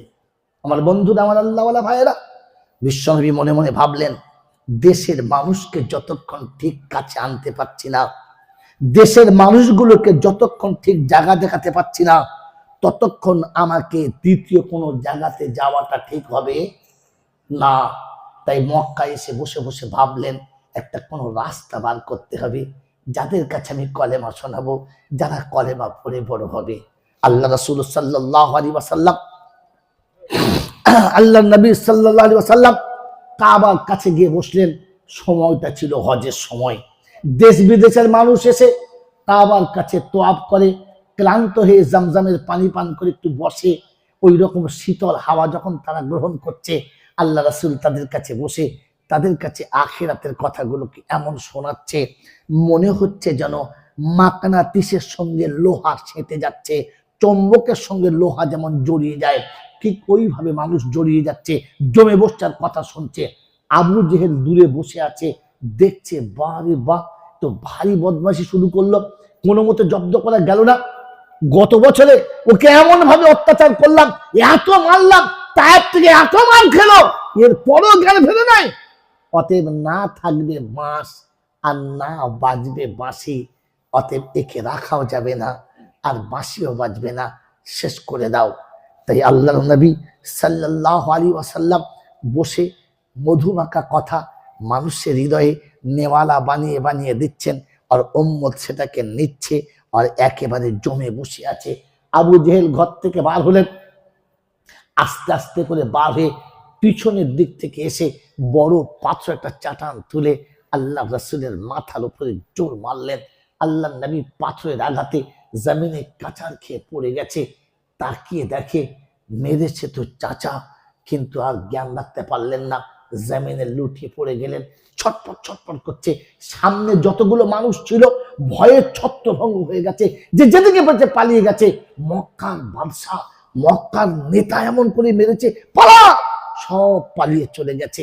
একা জমিনে পড়ে জবাই করা মুরগির মতো ছটপট ছটপট করছে, রক্তে গোটা শরীর রক্তাক্ত। হযরতে হামজা শিকার করতে গেছেন, বাড়ির মেয়েরা বাঁদিকে বললেন একটু জামজাম থেকে পানি নিয়ে এসো, জামজামের পানি তুলে নাও, ঘরে পানি নেই। ভদ্রমহিলা পানি আনতে গেলেন, পানি তুলে যখন ফিরেছেন তাকিয়ে দেখে ধুলোর উপরে ধুলো মাখা, রক্ত মাখা, রক্তাক্ত অবস্থায় ছটফট করছে একটা বাচ্চা। যেমন পানি থেকে মাছ তুলে দিলে মাটির উপরে ছটফট করে, ওই রকম ছটফট করছে। পাশে কেউ নেই, আহা বলার কেউ নেই, কোলে নেওয়ার কেউ নেই। ভদ্রমহিলা দেখলেন চোখটা লাল হয়ে গেছে, কিচ্ছু বললেন না। টুকটুক টুকটুক করে পানিটা নিয়ে বাড়ি গিয়ে পাত্রটা নামিয়ে দিয়ে বসে আছে, মনটা খুব মরা। হয়তো হামজার বিবি জিজ্ঞাসা করছে, কি হলো তোমার, আঘাত লেগেছে? বললে না। কেউ খারাপ কথা বলেছে? বললে না। কেউ মেরেছে? বললে না। তাহলে কি বাচ্চাদের কথা মনে পড়েছে? বলে না মা না। বলে তবে? বলে কাবার কাছে পানি আনতে গিয়েছিলাম তো, জামজাম থেকে পানি নিয়ে যখন ফিরছিলাম দেখলাম সেই হতভাগা আব্দুল্লাহর বেটা, সেই যে আমিনা, সেই এতিম বাচ্চাটা, তাকে তোমার ভাসুর এমন ভাবে মেরেছে আর এমন ভাবে রক্তাক্ত করেছে, ধুলার উপরে পড়ে ছটফট করতে করতে নিস্তেজ হয়ে গেছে। আমি দেখে এসেছি, মনে হয় এতক্ষণ মারা গেছে, আর বেঁচে আছে কিনা জানি না। হামজার বিবির ভেতরটা চুরমার হয়ে গেছে, ভেতরটা একবার চাকনা চুর হয়ে গেছে, কিন্তু ফাঁকে আসতে পারছে না, চুপচাপ রয়ে গেছে। আমার আব্বাজান, আমার আল্লাহওয়ালা ভাইয়েরা, জ্ঞানীজনরা, সুধী মানুষেরা চুপচাপ রয়েছেন। উত্তপ্ত রোদের সময়, একেবারে প্রচন্ড রোদ পড়ছে, প্রখর রোদের সময় হয়তো হামজা বাড়ি ফিরেছেন, সঙ্গে সঙ্গে বসার জায়গা দিয়েছেন, ঠান্ডা পানি দিয়েছেন, মুখ হাত ধুয়ে বসছেন, খানা খাবে। বিবি খানাটা সামনে নামিয়ে, ঠান্ডা পানিটা সামনে নামিয়ে চুপ করে দাঁড়িয়ে আছে, চোখ দুটো পানিতে ছলছল ছলছল করছে। হযরত হামজা খাবারের প্রথম লোকমা তুলে মুখে দিতে গিয়ে বিবির মুখের দিকে তাকিয়ে দেখে চোখ দিয়ে পানি ঝরঝর করে গড়িয়ে যাচ্ছে। খাবারের লোকমা হাত থেকে ছেড়ে দিয়ে উঠে জিজ্ঞাসা করছে, কোনো বিপদ হয়েছে? বললে না। কেউ আঘাত করেছে? বললে না। তবে কেউ কোনো অশ্লীল ভাষা বলেছে? বললেন না গো না। তবে কাঁদছো কেন? বলছে শোনো, তোমার দিকে তাকিয়ে আমি কাঁদছি। বলছে আমাকে কখনো দেখো নাই? বলে দেখেছি, কিন্তু আজকে যে দৃশ্যে দেখছি এই দৃশ্যের সঙ্গে দেখি নাই। বলে কি? দেখছি তোমার দিকে আর ভাবছি বিধাতা তোমাদের কোন ধাতু দিয়ে বানিয়েছে, কোন কালারে তোমাদেরকে বানিয়েছে। বলে ভঙ্গিমা না করে সত্যটা বলো, কি হয়েছে? বললে বলো না, ওই আব্দুল্লাহ ছোট্ট এতিম বাচ্চাটা তোমাদের কি সর্বনাশ করেছে, ওই মাসুম আমিনার কচি লালটা তোমাদের কি ক্ষতি করেছে বলতে পারো? বলছে কেন? বলছে তোমার বড় ভাই তাকে এমন ভাবে মেরেছে, এতক্ষণ মরে পড়ে আছে, লাশটা তোলার কেউ নেই। হায় রে, আজ তো তার হতভাগার মা থাকতো, ছুটে গিয়ে কোলে নিয়ে কমপক্ষে মুখটা একটু পানি দিত, তার মুখে পানি দেওয়ার কেউ নেই। আল্লাহ নবীর এই কথা শুনে হাতে হামজার ভেতরটা একেবারে চুরমার হয়ে গেছে। উঠে দাঁড়িয়ে বললেন, বিবি শুনে রাখো, যদি এর পূর্ণ বদলা না নিতে পারি, ক্ষুধার খাবার ছাড়লাম, তৃষ্ণার পানি ছাড়লাম, আর প্রতিজ্ঞা করে গেলাম বদলা না নিলে স্পর্শ করব না। ওই সময় হামজার বিবি একটু সুযোগ বুঝে তাকিয়ে দিতে বলেছে, তোমাকে চিনি, তোমাদের জাতকে আমি চিনি। ওটা আমার সামনে বললে, বড় ভাইয়ের সামনে গেলে তো বাস লেজ গুটিয়ে যাবে, আর কিছুই বলতে পারবে না। সেদিন বড় তীক্ষ্ণতার সঙ্গে তেজ বাড়িয়ে দিয়েছে, বললেন না, কথা দিচ্ছি সোনের বদলা নিয়ে আসবো, তাহলে সূর্য দুজনের জন্য নয় একজনের জন্য উঠবে। হচ্ছে হামজা তখনই শিকার থেকে ফিরেছে, মেজাজ গরম হয়ে রয়েছে। আমার আল্লাহওয়ালা ভাইয়েরা, জ্ঞানীজন সুধী মৌসা কাবার কাছে ছুটে চলে গেলেন, আর গিয়ে দেখে আবু জেহেল তার দলবলকে নিয়ে, তার সাথী সঙ্গীদের নিয়ে একটা খুশি আর আনন্দের বাজার বসিয়েছে। আজ থেকে দুশ্মন নেই, বিপক্ষ পার্টি কেউ নেই, বাঁশও নেই, বাঁশিরও কোনো কায়দায় নেই, রাস্তা আমাদের ক্লিয়ার। হযরত হামজা দূর থেকে দেখে ভেতরে অত্যন্ত কষ্ট পেলেন, আর ছুটে গিয়েই বড় ভাইয়ের সামনের মাথার চুলগুলো খাপড় মেরে ধরে তুলে দাঁড় করালেন। যেমনি বড় ভাইয়ের মাথার চুল ধরে তুলে দাঁড় করিয়েছে, আবু জেহেলের দলের লোকেরা একসঙ্গে তীর তুলেছে। আবু জেহেল বললে, খবরদার মারবি না, ওটা আমার ভাই, আমার সঙ্গে যা ব্যবহার করছে আমি বুঝে নেবো, ওর সঙ্গে তোমরা কিচ্ছু বলবে না। ওই মহেশনগরের বাবাজিরা অনুরোধ করে বলি, আবু জেহেল নিজের ভাই চিনতে পেরেছিল, আজ আমি আমার ভাই চিনতে পারি নাই রে, তাই আমার ভাইকে আমি মার্ডার করেছি, আমার ভাইকে আমি খুন করছি, আমার ভাইকে আমি দুনিয়া ছাড়া করছি। আবু জেহেল বলেছিল, আমার ভাইয়ের গায়ে তোরা হাত দিবি না, এই আমার ভাইয়ের গায়ে হাত দিবি না, মেরেছে আমাকে, আমি বুঝে নেবো। আমার আল্লাহওয়ালা ভাইরা, হযরত হামজা হাতে ধনুক ছিল, জোর চালিয়ে দিয়েছে, সামনের কপালের কাছে চামড়া ফেটে ঠিক দিয়ে রক্ত বেরোচ্ছে, হাত দুটো রক্তে লাল হয়ে গেছে। আর বলছে, বড় ভাই, ওর বাপ আছে, তোমাকে আমাকে বাপের মতো সম্মান করে, ওর মা আছে, তোমার আমার বিবিকে মা বলে, কি করে মারলে তুমি, কি করে মারলে তুমি? ওই এতিমের গায়ে হাত তুলতে তোমার একটু লজ্জা লাগলো না? তোমার একটু ঘৃণা লাগলো না? যে তোমার সমকক্ষ না, দুধের বাচ্চা তোমার কোলের কাছে বড় হয়েছে, তাকে তুমি মারো কি করে? তোমার তো ঘৃণা লাগা দরকার ছিল, তোমার তো বোঝা দরকার ছিল যে ওর আহা বলার কেউ নেই।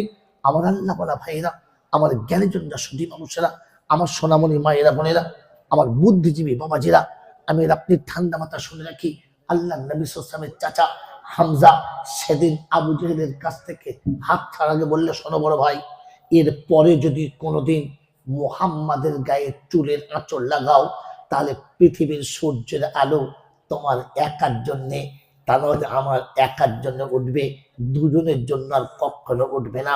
যদি এর পরে কখনো মুহাম্মাদের গায়ে চুলের আঁচড় লাগাও, তো তাহলে জেনে রেখো, হয় তোমাকে দুনিয়া ছাড়তে হবে, আর তা নাহলে আমি দুনিয়া ছেড়ে চলে যাব, দুজনে একসঙ্গে থাকতে পারবো না। এই প্রতিজ্ঞা দিয়ে বড় ভাইকে ছেড়ে দিয়ে টুক টুক টুক টুক করে চলে গেলেন। আমার আল্লাহওয়ালা ভাইরা, জ্ঞানীজনরা, সুধী মানুষেরা, ওদিন দুশ্মন আবু জেহেলকে তাতিয়েছিল, তোমার ভাই বলে ছেড়ে দিলে, তোমার ভাই বলে কিছু বলতে দিলে না, আমাদের নেতা রক্তাক্ত, তোমরা কিছু বলতে পারবো না। সেটা আবু জেহেল বলছিল, খবরদার, নেতা তোমাদের হতে পারি, ওটা আমার মায়ের পেটের ভাই, ওর সঙ্গে আমার ঝগড়া করার কোনো কারণ নাই, ওর সঙ্গে ঝগড়া করে আমি আমার দূরত্ব বাড়াতে চাই না। হে মুসলমানের ছেলে, ভুল হতেই পারে মানুষের, ভুল হতেই পারে প্রতিবেশীর, ভুল হতেই পারে আমার একটা ভাইয়ের, তাই আমার হাতে রক্তাক্ত করে আমার ভাই থেকে আমি আর দূরে সরিয়ে না দিই, আমার ভাই থেকে কোলের কাছ থেকে সরিয়ে না দিই, আমি আমার ভাইকে যেন ভুলে না যাই। বিশ্বনবী জনাবে মুহাম্মদ রাসূলুল্লাহ সাল্লাল্লাহু আলাইহি ওয়াসাল্লামের লাশটা কাবার কাছে পড়ে আছে, ছুটে চলে গেলেন, দাঁড়ে তাড়াতাড়ি চলে গেলেন, কাছে গিয়ে দেখে রাসূল নাই, বাচ্চা নাই, জমাট বাঁধা রক্ত পড়ে আছে, থান থান রক্ত পড়ে আছে, রক্ত চারিদিকে ছড়িয়ে আছে, ধুলো মাখা রক্ত পড়ে আছে, মুহাম্মদ নাই। হামজা ভাবলেন, তাহলে মনে হয় মারা গেছে গো, আর মনে হয় দেখা হবে না। এদিক ওদিক তাকাতে লাগলেন। আমার আল্লাহওয়ালা ভাইরা, কোরআনের এই তর্জমা শোনার পরে যখন কাবার জিয়ারতে গেছি, ভাবছিলাম রাসূলকে কোথায় বসিয়েছে, পাশেই ছোট্ট পাহাড়, তাকিয়ে দেখে মাটির পাহাড়, আজও মাটির ছিল, এই কয়েক বছর হলো পাহাড়টা সরিয়ে দিয়েছে। আমার আল্লাহওয়ালা ভাইরা, এই মাটির পাহাড়ের কাছে আল্লাহ নবীকে তুলে নিয়ে গিয়ে সাহাবারা বসে আছেন, এতিম, গরিব, অসহায়, দুর্বল, নিঃস্ব, এই সাহাবারা রাসূলকে চারিদিকে ঘিরে বসে আছেন। হামজা দেখতে পেলেন ওই দূরে ভিড় ভিড় করে বসে আছে, মনে হচ্ছে ওখানেই আছে, যাই গিয়ে দেখি, তাই পা পা করে পাহাড়ের উপরে চাপতে শুরু করেছে, একদম কাছাকাছি চলে গেছে। একজন সাহাবা যেন বলে ফেললেন, ইয়া রাসূলুল্লাহ, ইয়া হাবিবাল্লাহ, মনে হচ্ছে আপনার চাচা আসছে। আল্লাহর নবী মাথা নিচু করে বসেছিলেন, সাহাবারা মাটি তুলে গুঁড়ো করে এই ফাটা জায়গার উপর দিয়ে চেপে ধরে রাখছিল রক্ত বন্ধ করার জন্য। আল্লাহর নবী আর নয়নে তাকে দেখলেন, চাচা দেখতে দেরি, দু চোখ দিয়ে পানি ছুটতে দেরি করে নাই, চচ্চর করে কাঁদছেন, মাথা নিচু করে বসে আছেন, চোখ দিয়ে পানি দরদর দরদর করে গড়াচ্ছে, কিচ্ছু বলেন নাই, চুপচাপ বসে আছেন। হয়তো হামজা কাছে গেলেন, আর কাছে গিয়ে আস্তে করে মাথাতে হাত রেখে বলেছিলেন, তোকে মেরেছে না, তোর খুব কষ্ট হয়েছে তো, তুই শুনে রাখ, তোকে যেমনি করে মেরেছে ঠিক তেমনি করে আমি মেরে রক্তাক্ত করে এসেছি। আল্লাহ নবী সেদিন বলেছিলেন, চাচা, জন্মের আগে যার জন্মদাতা মরে যায়, জ্ঞান পাওয়ার আগে যার গর্ভধারিণী মরে যায়, এই পৃথিবী মার খাওয়াটা তার পাওনা থেকে যায়। আর যদি আমার আব্বা বেঁচে থাকতো, আমাকে কোলে করে নিয়ে গিয়ে জিজ্ঞাসা করতো, বড় ভাই, কোন অপরাধ আমার বাচ্চা কেমন করে মেরেছো বলতে পারো? আমার বাচ্চা অন্যায় করেছিল তাই বলে এরকম করে কেউ মারে? এটুকু বলার মতো আমার কেউ নেই গো চাচা, আমার কেউ নেই। আর যদি আমার মা বেঁচে থাকতো, আমাকে কোলে করে তুলে নিয়ে আঁচলে আমার মুখটা মুছে একটু ঠান্ডা পানি আমার মুখে দিত, সে দেওয়ার মতো আমার কেউ নেই। আল্লাহ নবী সাল্লাল্লাহু আলাইহি ওয়াসাল্লামের চাচা সেদিন আল্লাহ রাসূলকে তুলে বুকে জড়িয়ে ধরে বলেছিল, এমন করে বলিস না, এমন করে বলিস না, আর এমন করে বলে আমাকে লজ্জা দিস না, আমি রক্তাক্ত করেছি। আল্লাহ নবী সেদিন জিজ্ঞাসা করছে, চাচা, আমার জন্য আপনি আপনার বড় ভাইকে মারলেন, রক্তাক্ত করলেন, ক্ষুধার খাবার তৃষ্ণার পানি ছেড়ে দিয়ে চলে এলেন, আপনি আপনার ভাইকে মারতে কোনটা করলেন না, কেন মারলেন বড় ভাইকে? সেদিন হামজা বলেছিলেন, আমি তোমাকে খুব ভালোবাসি, আমি তোমাকে সত্যি খুব ভালোবাসি, তাই তোমার কষ্ট দেখে আমি আর সহ্য করতে পারি নাই, বড় ভাইয়ের গায়ে হাত তুলে ফেলেছি। আল্লাহ রাসূল আবার কেঁদে গেলেন, চাচার গলা ধরে বললেন, চাচা, শুধু আপনি আমাকে ভালোবাসেন, আমি আপনাকে ভালোবাসি না? শুধু আপনি আমাকে ভালোবাসেন, আমি আপনাকে ভালোবাসি না? আমি আপনাকে ভালোবাসি না? ও চাচা, কাল কিয়ামতের ময়দানে আমি নবী দাঁড়িয়ে থাকবো, আমার উম্মত একটা একটা করে জান্নাতের বাগানে যাবে, আর আপনার গলাতে গামছা দিয়ে ফেরেশতারা টেনে নিয়ে জাহান্নামে যাবে। আমি রাসূল কি করে সহ্য করব বলেন? আপনি আমার রক্ত দেখে সহ্য করতে পারেন নাই, বড় ভাইকে মেরে রক্তাক্ত করেছেন, আপনি আমার কষ্ট দেখে সহ্য করতে পারেন নাই, ক্ষুধার খাবার আর তৃষ্ণার পানি ছেড়েছেন, আমার সামনে আপনাকে জাহান্নামে নিয়ে গেলে আমি রাসূল কি করে সহ্য করব বলেন? চাচা, আপনি যদি কলেমা না পড়েন তো তাহলে আমার আর কিছু করার থাকবে না। তাই আমাকে আঘাত লেগেছে, আপনি কষ্ট পেয়েছেন, যদি আমার কষ্ট নিবারণ করতে চান, আমার কষ্ট দূর করতে চান, আমার এই ফেটে যাওয়া মাথার উপরে একবার শাহাদাতের কালমা পড়ে আপনি ফুঁক দিয়ে দিন, আমি রাসূল সব দুঃখ ভুলে যাব, সব ব্যথা ভুলে যাব। ওদিকে হযরত হামজা পাহাড়ের উপর দাঁড়িয়ে বলেছিল, আশহাদু আল্লা ইলাহা ইল্লাল্লাহ আন্না মুহাম্মাদুর রাসূলুল্লাহ, সাক্ষী দিচ্ছি আল্লাহ এক, আর এটাও সাক্ষী দিচ্ছি তুই মুহাম্মদ রাসূলুল্লাহ। আমার আল্লাহওয়ালা ভাইরা, মহেশনগরের বাবাজিরা, আল্লাহর নবী তার চাচাকে শোনাচ্ছে, চাচা, বলো না, তুমি কলমা না জানলে আমি কিয়ামতের ময়দানে তোমার জন্য কিচ্ছু বলতে পারবো না, তোমার জন্য কিচ্ছু করতে পারবো না। আমার আল্লাহওয়ালা ভাইরা, গজলে শোনাচ্ছিলাম, ওহুদের প্রান্তরে চাচা আমির হামজা যখন শহীদ হয়ে গেল, আরো যারা কামুক মক্কায় গেছে, আরো যারা ওমরায় গেছে, আরো যারা মদিনায় জিহাদ করতে গেছে, ওহুদের পাহাড়ের পাশেতে 70 জন সাহাবা এক জায়গাতে শহীদ শুয়ে আছে, 70টা শহীদ শুয়ে আছে। ওর সর্বপ্রথম লাস্টের দিকে দেখবেন একটা সব থেকে বড় মাজার, ওটা হলো হযরত হামজা, এক পাশে শুয়ে আছেন। আরো দাঁড়ালে কাবার কাছে মনে হয় যেন, আজও কবসা দাঁড়ালে মনে হয় যেন বাচ্চাগুলোকে ঘুম পড়িয়ে দিয়ে মা যেমন করে এক পাশে শুয়ে আঁচলটা চাপিয়ে রাখে, 70টা সাহাবা পাশেই রয়েছে, হয়তো হামজা একা শুয়ে রয়েছেন। আল্লাহর নবী সাল্লাল্লাহু তাআলা আলাইহি ওয়াসাল্লাম এই চাচা হামজাকে হারিয়েছেন উহুদের মাঠে রক্তাক্ত অবস্থাতে। আমার আল্লাহওয়ালা ভাইরা, আমার সোনার চাঁদ বন্ধুরা, জ্ঞানীজনরা, বুদ্ধিজীবীরা, বিশ্বনবী জনাবে মুহাম্মদ রাসূলুল্লাহ সাল্লাল্লাহু তাআলা আলাইহি ওয়াসাল্লাম, বিশ্বনবী জনাবে মুহাম্মদ রাসূলুল্লাহ সাল্লাল্লাহু তাআলা আলাইহি ওয়াসাল্লাম সেদিন শুনিয়েছিলেন, শোনো, আমার চাচাকে ঠিক যেভাবে হত্যা করা হয়েছে, যেভাবে রক্তাক্ত করা হয়েছে, আমি যতক্ষণ পর্যন্ত এরকম বদলা না নেব 70টা, ততক্ষণ পানি স্পর্শ করবো না। আল্লাহ পাক বলেন, হাবিব, ভুল হয়ে গেছে হাবিব, সেলিম হয়ে গেছে তোমার, এত বড় প্রতিজ্ঞা তুমি দিও না, এত বড় কসম তুমি খেও না, কসম ভেঙে দাও। ওয়াইন আকাবতুম ফাকিমু বিমিসলিহি তুমি প্রতিজ্ঞা ভঙ্গ করে দাও, কারণ তুমি বদলা নিলে একটা নিতে পারো, 70টা বদলা নিতে পারো না। আল্লাহ নবী সাল্লাল্লাহু আলাইহি ওয়াসাল্লাম প্রতিজ্ঞা ভঙ্গ করে দিলেন, আর ক্ষমা করে দিলেন। তারিখ অনেক করুণ আর অনেক লম্বা। ওই মুসলমানের ছেলে বিশ্ব নবী জনাবে মুহাম্মদ রাসূলুল্লাহ সাল্লাল্লাহু আলাইহি ওয়াসাল্লাম যেদিন মক্কা ছেড়ে মদিনার পাদদেশে এসেছিলেন, আর মদিনার কচি কচি বাচ্চাগুলো, এতিম বাচ্চাগুলো আল্লাহ নবী অপেক্ষায় দাঁড়িয়েছিল মাকামে হাজরা পার। আল্লাহ রাসূল যখন মক্কার বর্ডার ক্রস করে চলে এসেছে, আমার আল্লাহ ওয়ালা ভাইরা জ্ঞানজন্য শুধু নৌসা সানিয়াতুল বেদায়াতে আল্লাহ নবী এসেছেন। মদিনার বাচ্চারা দেখতে পেয়ে ছুটে এসে বলেছিল, তালাল বদরু আলাইনা মিন সানিয়াতিল বিদাহি ওয়াজাবা শুকরু আলাইনা মা দা লিল্লাহ হিদাই। আল্লাহ রাসূল সব বাচ্চাদের কবিতা শুনে, কবিতা আবৃত্তি শুনে এত খুশি হয়েছিলেন, উটের পিঠ থেকে নেমে মদিনার কচি কচি বাচ্চাদের মাথায় হাত থেকে বলেছিলেন, ও মদিনার কচি কচি বাচ্চারা, আমি আমার মাতৃভূমি ছেড়েছি, শৈশব আর কৈশোরের জায়গা ছেড়েছি, আমার যৌবনকালের জায়গা ছেড়েছি, সব ছেড়ে তোমাদের কাছে এসেছি। কোনোদিন তোমরা আমাকে মদিনা থেকে চলে যেতে বলবে না তো? মদিনার বাচ্চারা প্রতিজ্ঞা করেছিল, প্রতিজ্ঞা নিয়েছিল, ইয়া রাসূলুল্লাহ ইয়া হাবিবাল্লাহ, হাসতে হাসতে প্রাণ ত্যাগ করবো, তবু আপনাকে কোনোদিন মদিনা ত্যাগ করতে দেব না, দেব না, দেব না। মদিনার এতিমের কথা আল্লাহ কবুল করে নিয়েছেন। তাই আল্লাহ রাসূল মক্কা ছেড়ে আসার সময় কথা বলে এসেছিলেন, মক্কার মাটি তোকে স্পষ্ট করে বলে যাচ্ছে, শুনে রাখ, আমি যদি দেশে থাকি ফিরে আসবো, মক্কায় ফিরবো, এ মক্কা তোকে ভুলি নাই, তোকে ভুলবো না, আবার তোর কাছে ফিরে আসবো। আমাকে খালি আসার মতো ক্ষমতা জোগাড় করতে, আমি মক্কা তোকে ভুলি নাই, ফিরে আসবো। কিন্তু রাসূলের প্রতিজ্ঞাকে কাটাপ করে দিয়েছে, আর এতিমের প্রতিজ্ঞাকে আল্লাহ কবুল করে নিয়েছে।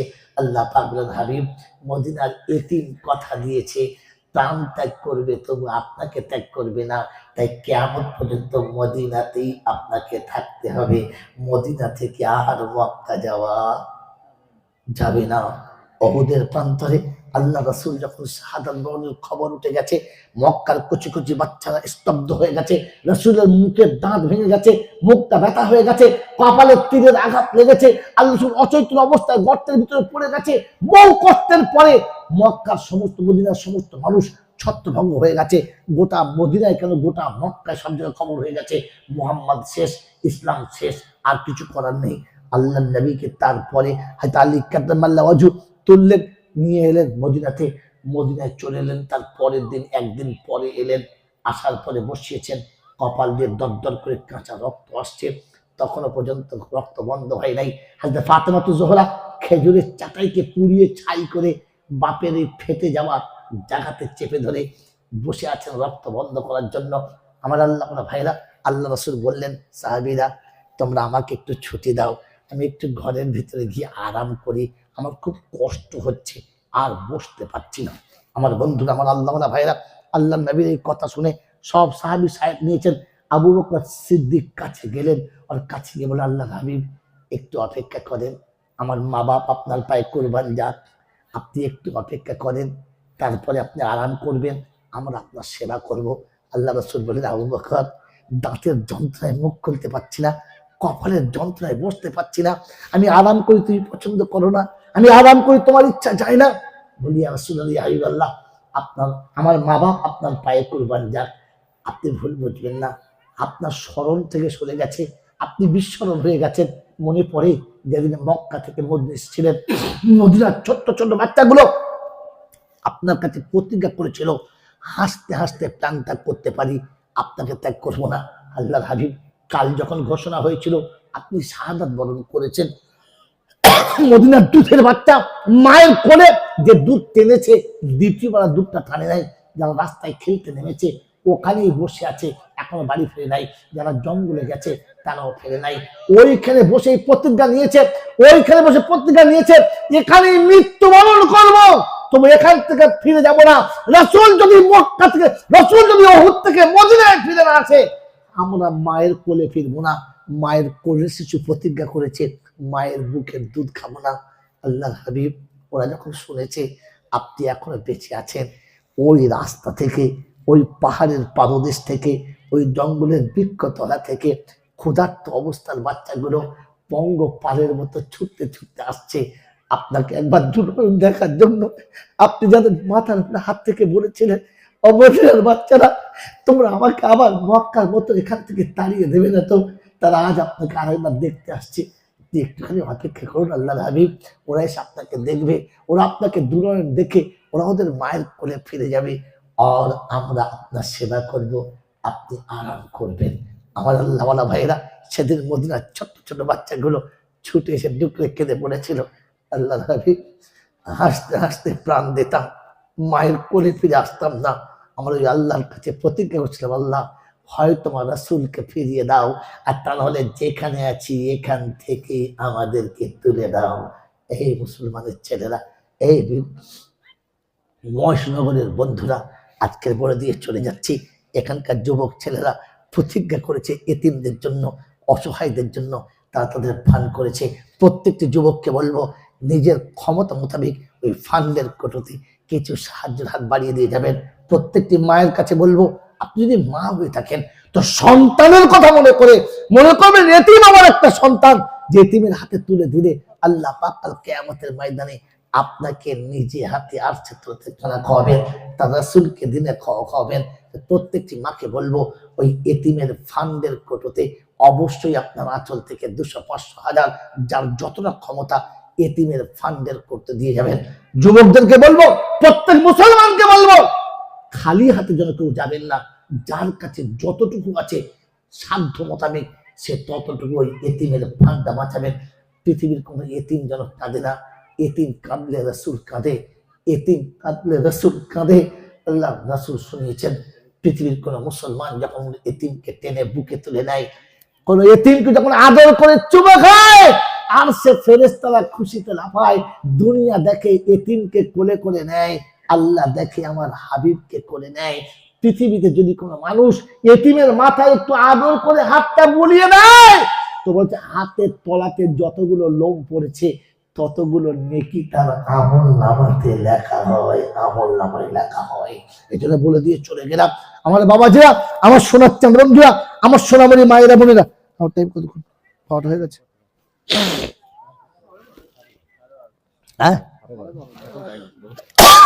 বাবাজির, আমার আল্লাহ ভাইরা, জ্ঞানীজনরা, সঠিক মানুষরা, সেজন্য আপনাদের কাছে শুনিয়ে দিয়ে চলে যাচ্ছি, এতিমদেরকে কখনো ভুলবেন না, এতিমদেরকে কোনোদিন হাতছাড়া করবেন না। এতিম যাদের সাথে আছে, এতিম যাদের সাথে আছে, জান্নাত তাদের সাথে আছে।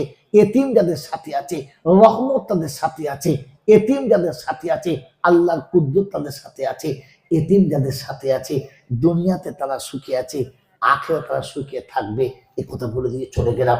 আমার বন্ধুরা, আমার আল্লাহওয়ালা ভাইয়েরা, কোরআন শুনে দিচ্ছে, আল্লাযীনা ইউতঈমুনা আত-তাআমা আলা হুব্বিহি মিসকিনাও ওয়া ইয়াতীমাও ওয়া আসীরা ইন্নামা নুতঈমুকুম লিওয়াজহিল্লাহ লা নুরিদু মিনকুম জাযাআও ওয়ালা শুকুরা। আল্লাহ পাক শোনাচ্ছেন, ইন্নামা নুতঈমুকুম লিওয়াজহিল্লাহ, যখন এতিমকে খানা খাওয়াবে আল্লাহকে রাজি করার জন্য খানা খাওয়াবে। বলেন, এতিমকে ভালোবাসবে ইনশাআল্লাহ? এতিমকে খানা খাওয়াবে ইনশাআল্লাহ? এতিমের সঙ্গে থাকবে ইনশাআল্লাহ? ওই বাবাজির, আমার আল্লাহওয়ালা ভাইরা, তাই শেষ করছেন যে আল্লাহ রাসূল বলেছেন, এতিমকে যারা খানা খাওয়াবে কাল কিয়ামতের ময়দানে আমি রাসূল আমার পাশে থাকবে, লা বাইনাহু ওয়া বাইনি, আমার আর তার মাঝখানে দ্বিতীয় কেউ থাকবে না। এতিমের সঙ্গে যারা থাকবে আমি আর সে এরকম পাশাপাশি থাকবো। আল্লাহ নবীর ঘোষণা যেমনি হয়ে গেছে মদিনাতে, প্রত্যেকটি সাহাবী তৈরি হলেন, লিস্ট বানাও, মদিনার গলিতে কতগুলো এতিম আছে, কতগুলো বিধবা আছে, কতগুলো অসহায় আছে, কতগুলো দরিদ্র আছে, লিস্ট বানাও। লিস্ট বানানো হলো, চ্যাপ্টার নামানো হলো। মদিনার মসজিদে প্রত্যেক সাহাবী লাইন দিয়ে দাঁড়ালেন, এই বিধবাকে আমি নেব, এতিমকে আমি নেব, অসহায়কে আমি নেব, গরিবকে আমি নেব। সবার একটা একটা করে নাম হতে শুরু করেছে, সবাই লিখতে শুরু করছে, গোটা চ্যাপ্টার সেকেন্ডে পড়ল। হযরত ওমর ফারুক চলেছেন, আমিও একজনকে নেব, ওমর ফারুক। আল্লাহ পাক যাকে মর্যাদার আসনে এমন জায়গায় বসিয়েছেন, আল্লাহ রাসূল বলেন লাউ কানা নাবিয়াম বাদি লাকানা উমর, আমার পরে কেউ যদি নবী হয় ওমর নবী হবে। কারণ ওমর জমিনে যেটা চায় আল্লাহ আসমানে ওটাই ফয়সালা দেয়। এটার নাম ওমর। এই ওমরকে, এই উমরের মনে জেগেছে আমি কিয়ামতে রাসূলের পাশে থাকবো। কি বলেন, আমরাও থাকবো ইনশাআল্লাহ? চেষ্টা করবেন ইনশাআল্লাহ? ওরে বোকা কথাকার, এরাদা করেন, এরাদা করেন, নিয়ত করেন। পুরো করার মালিককে, পুরো করার মালিককে। কোরআন শুনিয়েছে ইন্নাল্লাযীনা ক্বালু রাব্বুনাল্লাহ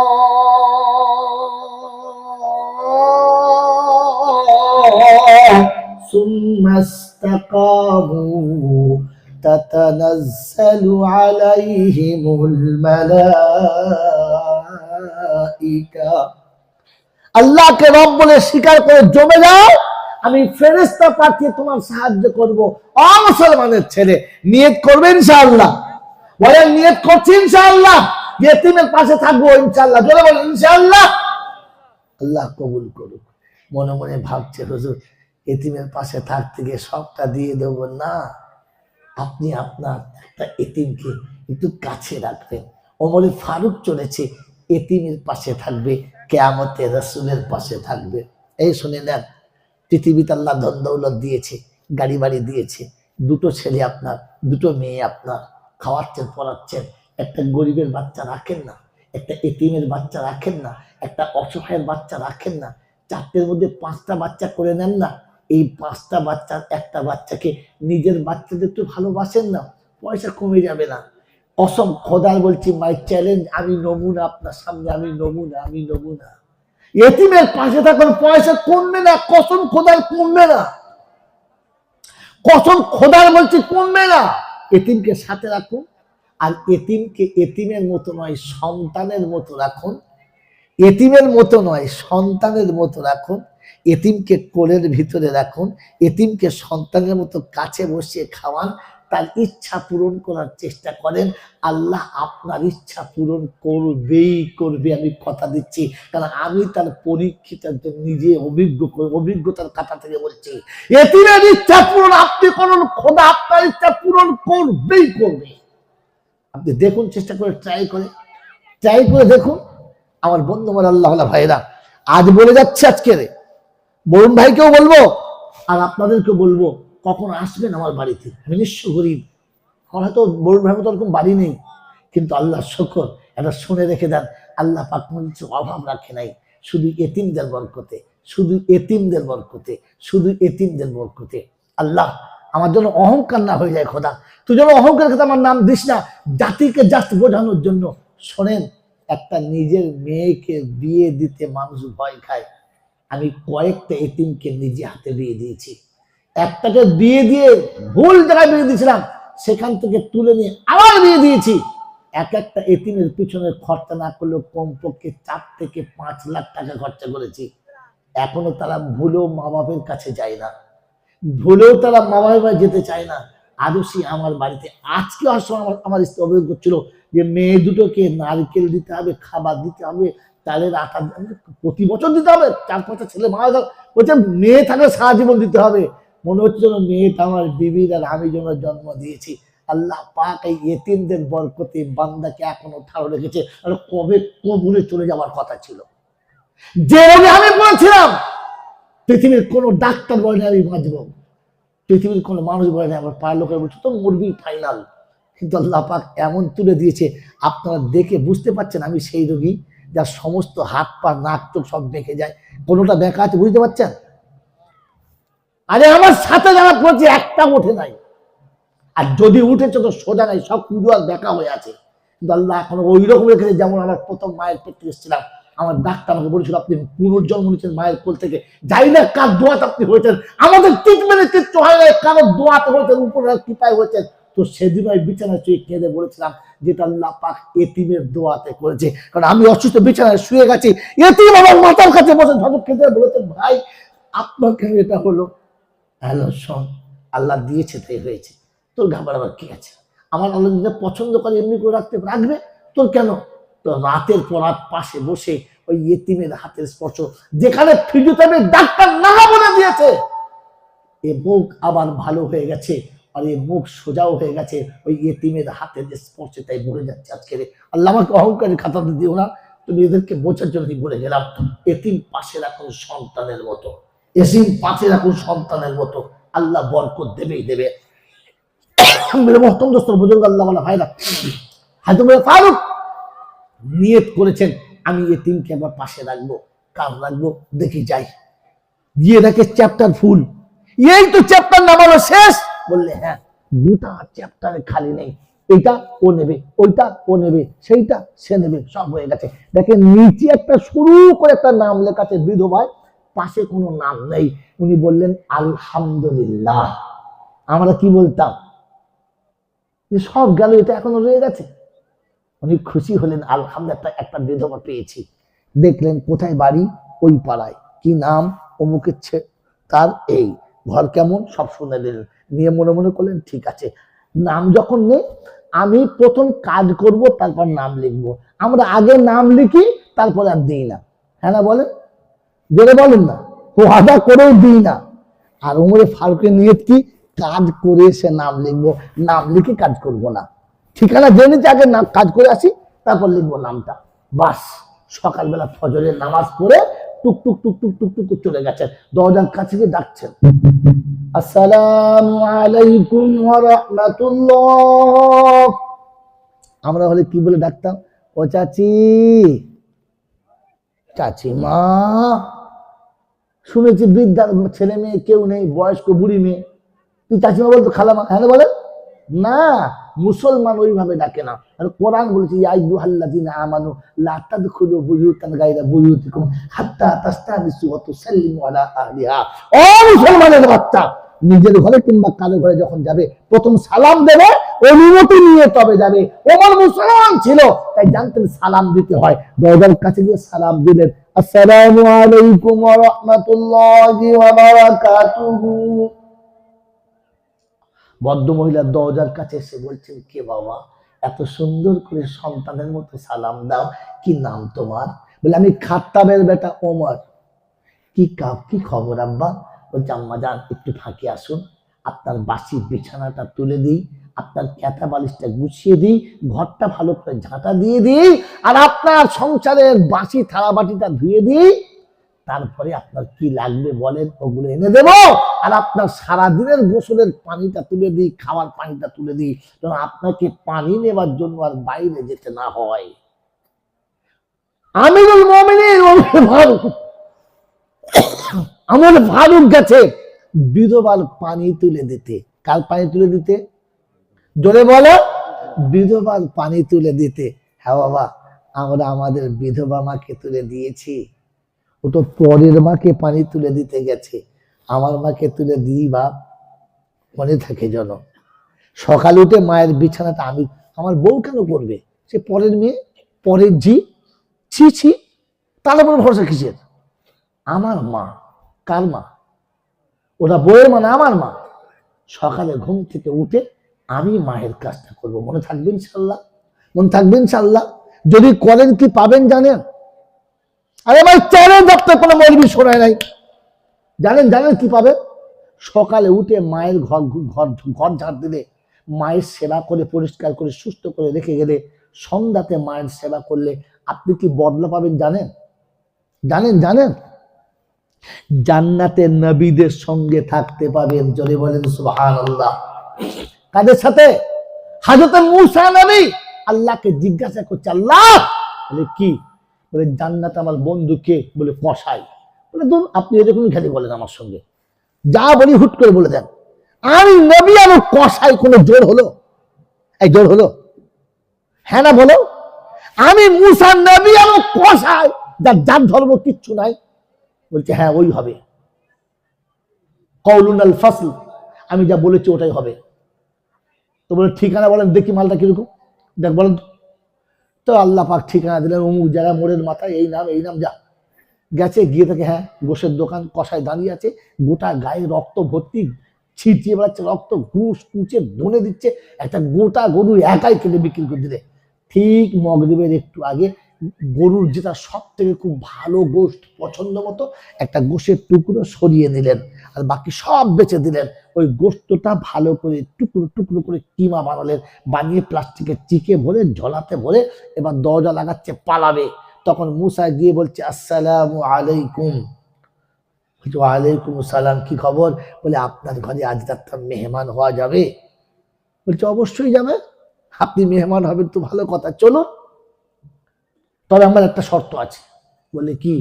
বলে, শর্ত হচ্ছে আমি সোজা বাড়ি যাব না, আমার রাস্তায় একটা কাজ আছে, ওই কাজটা করে যাব, ততক্ষণ আপনাকে ধৈর্য ধরে থাকতে হবে। বলে, হ্যাঁ হবে, চলুন। চললেন দুজনা, চলতে চলতে চলতে চলতে শহর ছেড়ে গ্রাম ছেড়ে নিজের গ্রামে চলে গেলেন। আর গ্রামের এক পাশে ছোট্ট একটা ঝুপড়ি মতো ঘর, গিয়ে দেখে ঘরের ভেতরটা খুব পরিষ্কার পরিচ্ছন্ন, টিপটপ সুন্দর। দরজা খুললেন, রান্নাঘরে ঢুকলেন, নিজের চুলো জ্বাললেন, আটা ছাড়লেন, রুটি বানালেন, গোশত তরকারি বানালেন, সুন্দর তরকারি বানালেন, সুন্দর রুটি বানালেন। মুসা চিন্তা করছিলেন, কি করে খ্যাপাটা, কার সাথে পড়লাম আমি, এখানে কেন এলাম? বাবাজিরা, আমার আল্লাহওয়ালা ভাইরা, জ্ঞানীজনরা, বুদ্ধিজীবীরা, মুসা চিন্তা করছে, না কিছু বলা যাবে না, একবার ঠকেছি, দ্বিতীয়বার আর ঠকবো না। বলেন তো কোথায় ঠকেছে? খিজির আলাইহিসসালামের সঙ্গে ঠকেছে, আর 3 বলই আউট হয়ে গেছে, মনে আছে? 3 বলই একদম বল আউট হয়ে গেছে। তো বললে, আর বেশি কথা বলবো না, যাহাই হোক দেখি শুনি কি হয়। আল্লাহ নবী বলেছেন, আপনারা মুসা যদি মুসা একটু ধৈর্য ধরতো তাহলে অনেক ভালো ভালো জিনিস জানতে পারতাম। বেসবর ধৈর্য ধরতে পারলো না, তাই আমরা কিছু জানতে পারলাম না। বাবাজিরা, তোদের আমার আল্লাহ ভাইরা, জ্ঞানের জন্য সুযোগ হইলা। তো মুসা বলছে, আর কিচ্ছু বলবো না, যাহাই হোক। গোশত রান্না করলেন, রুটি বানালেন, দস্তরখানা পাতলেন, ঠান্ডা পানি দিলেন, সব সাজিয়ে দিয়ে ঘরের ভিতরে গিয়ে একটা থুতথুরে বুড়ি, অচল একেবারে, মাথার চুল সাদা, মুখে একটাও দাঁত নেই, চোখে ভালো করে দেখতে পায় না, শরীরে শুধু হাড় আর চামড়া ছাড়া কিচ্ছু নেই, আস্তে করে তুলে এনে বসালেন, নিজের সিনার উপরে বসিয়ে পিঠটাকে একেবারে সিনার গায়েতে লাগিয়ে হেরান দিয়ে বসালেন, মুখের কাছে মুখটা নিয়ে, কানের কাছে টুকটুক করে বলছে, মা হাত করো। হাত করছে, রুটিগুলো ছিঁড়ে তরকারিতে ডুবাচ্ছে, আর মুখে দিচ্ছে, গোশত দিচ্ছে, আর খাওয়াচ্ছে। পাখির বাচ্চার মতো লোকমা লোকমা করে খাইয়ে পেট ভরিয়ে দিয়েছে। এরপরে ভালো করে মুখ হাত মুছে, শরীরের কাপড় চোপড় পাল্টে, সুন্দর বিছানায় শুইয়ে দিয়ে বার হয়ে চলে আসছে। বললেন, চলুন, ওই পাশে আমার বাড়ি, এবারে বাড়ি থেকে আপনার খানা খাওয়াবো। তো মুসা জিজ্ঞাসা করছে, যা হয়েছে হয়েছে, এবার জিজ্ঞাসা করি, যা হয় হোক। বলে, কি? বললে, ওই ভদ্র মহিলাটা কে, যাকে আপনি এত খাতির করলেন, ওটা কে? তো বলছে, ওটা আমার মা। এখানে বলছে, শোনো, সকালে ঘুম থেকে উঠে ব্রাশ করি, মায়ের মুখ ধোয়াই, কাপড় চোপড় পাল্টাই, বিছানা পাল্টাই, সুন্দর করে ঘরটা পরিষ্কার করে দিই, মাকে টিফিন খাওয়াই, নাস্তা খাওয়াই, তারপরে আমি কিছু খেয়ে ব্যবসায় যাই। সন্ধ্যায় বাড়ি ফিরে প্রথম মাকে জান ভরে খানা খাওয়াই, মাকে খাইয়ে রেখে তবে আমি সংসারে যাই, তার আগে যাই না। আচ্ছা ঠিক আছে, সেটা তো বুঝলাম, কিন্তু আপনি যখন খাইয়ে মাকে শোয়াচ্ছিলেন, ওই হাত তুলে কি দোয়া করছিল? বলছে, আরে ছাড়ো মা, পাগলি গো, পাগলি মা, পাগলের কথা শুনতে হবে না। বলছে, বলো না কি বলছিল? বলছে, আমি যতবার খানা খাইয়ে শোয়াই, ততবার হাত তুলে বলে, আল্লাহ আমার বাচ্চাকে জান্নাতে মুসার বন্ধু বানিয়ে দিও। তো মুসা নবী চিৎকার মেরে বলছে, মা পাগল না, আর মুসা তোমার কাছে মেহমান হতে আসে নাই, দেখতে এসেছিল। খোদার কসম করে বলছি, মায়ের দোয়া কবুল, তবেই তো আল্লাহ পাক বলতে, মুসা তোর জান্নাতের বন্ধু হলো কসাই। আমি ভাবলাম তুই আমার বন্ধু হলি, তো হলি কি করে? তুই আমার সাথী হলি তো কি কারণে হলি? দেখতে দেখলাম যে মায়ের দোয়াতে হলি। কার দোয়াতে? জোরে বলেন, কার দোয়াতে? এ মোচমানের বাচ্চা মার কাছে দোয়া নেয়, বাবার কাছে দোয়া দেয়, ছাগল কোথাকার। এই জন্য বলে দিয়ে চলে গেলাম যে সকালে উঠে মা বাপের একটু সেবা করবেন ইনশাআল্লাহ। চিন্তা করছি কি ভেজালে পড়লুম বলতে নি, ভেজালে পড়লুম। বাবাজি দোয়া করবেন ইনশাআল্লাহ। তো হযরত ওমর ফারুক বললেন, মা বার হয়ে আসুন, আপনার বিছানাটা ঝেড়ে দিই, আপনার বিছানা তুলে দিই, আপনাকে একটু সেবা করে দিই। একটু পানি এনে দিই। ভদ্রমহিলা বললেন, বাবা এই কাজটা একটু আগে এক আল্লাহর বান্দা করে দিয়ে চলে গেছে। তো ভাবলেন, না এত সকালবেলা চলে এলো, ঠিক আছে কালকে দেখবো। কেন এখনো খাতায় নাম লেখে নাই, এখনো খাতায় নাম লেখে নাই, অতএব কালকে দেখবো কি করে আমার আগে আসে। তাই পরের দিনে ফজরের যেমনি আজান হয়েছে, আসসালাতু খায়রুম মিনান নাওম, মুসা উঠে পড়েছে, ওমর ফারুক উঠে পড়েছে, আর ঘুম থেকে উঠে অজু করে 2 রাকাত সুন্নত পড়ে দেখলেন এখন জামাতের অনেক বাকি, এই ফাঁকে সেরে আসি। এসে দরজার কাছে দাঁড়িয়েছি অন্ধকারে, ফজরের শুভে সাদেকে, আসসালামু আলাইকুম ওয়া রাহমাতুল্লাহি ওয়া বারাকাতুহু। ভদ্রমহিলা ডেকে বলে, কে বাবা? বলে, মা আমি খাত্তাবের বেটা ওমর, কাল এসেছিলাম কাজটা পেলাম না, আজকে কাজটা করে যাব, আর কাজ না করে যাব না। বলছে, বাপরে এক আল্লাহর বান্দা একটু আগেই কাজটা করে দিয়ে চলে গেছে। ওমর অবাক হয়ে গেছে, হাই এ কি হলো, কি করে সম্ভব? ফজরের আগে করে দিয়ে চলে গেছে, কাল দেখবো কি করে আসে। এখনো নাম যখন হয় নাই, চান্স 3 বার নেবো, কবার বলো? কাল আসবো, একবার পেলাম না, 2 বার পেলাম না, 3য় বারের চান্স নেব। ও বাবাজিরা, আমার আল্লাহওয়ালা ভাইরা, সারা পৃথিবীতে আজান হয় কবার? জোরে বলো। 5 বার। মক্কা মদিনায় আজান হয় কবার? 6 বার। কবার বলো? 6 বার। তাহাজ্জুদে আজান হয় 1 বার। ওই তাহাজ্জুদে যখন আজান হচ্ছে, ওমরে ফারুক ভাবছে, দেখি বেটা কি করে তুমি আগে আসো। বাবাজিরা শোনা, এই তাহাজ্জুদে আজান হয়ে গেছে, ওমরে ফারুক 2 রাকাত সুন্নত পড়ে টুকটুক করে চলতে শুরু করেছে, গিয়ে দরজার কাছে দাঁড়িয়েছে, আওয়াজ দিচ্ছে, আসসালামু আলাইকুম ওয়া রাহমাতুল্লাহি ওয়া বারাকাতুহু। খাম্মাজান বলছে, কে বাবা? এত রাতে বুঝতে পারলাম না। আমি খাত্তাবের বেটা ওমর এসেছি মাগো, 2 দিন ফেল করেছি, আজ আর ফেল করতে চাই না। আপনার গোসলের কতটা পানি লাগে, আপনার সারাদিনের সমস্ত সংসারে কতটা পানি লাগে, আপনার পিপাসার পানি, আপনার থালা বাটি ধোয়া পানি, আপনার গোসলের পানি, তাহারাতের পানি, সব পানিগুলো প্রথমে তুলবো, তারপরে আপনার ঘরের সংসারের বিছানা পথ দিয়ে পরিষ্কার করে দ্বিতীয় বিছানা পেতে দেব, আপনার সংসারের ফর্দ দিয়ে দাও, আমি বাজার করে ফজরের আগে পৌঁছে দেব। ভদ্র মহিলা বলে, আব্বা গো এই কাজগুলো একটু আগে এক আল্লাহর বান্দা করে দিয়ে চলে গেছে। ওমর অবাক, তাহাজ্জুদের আগে আমার আগে আসে, প্রতিদিন আমি আসি আমার আগে আসে, আমি কাজ যখন পেলাম না তখন কর্মীকে দেখবার কাজের দরকার লাগে না, কে আমার আগে আসে। পরের দিনে এশার নামাজ পড়ে সবাই বাড়ি চলে গেছে, ওমরে ফারুক বলে, আজ দেখবো কোন আল্লাহর বান্দা আসে।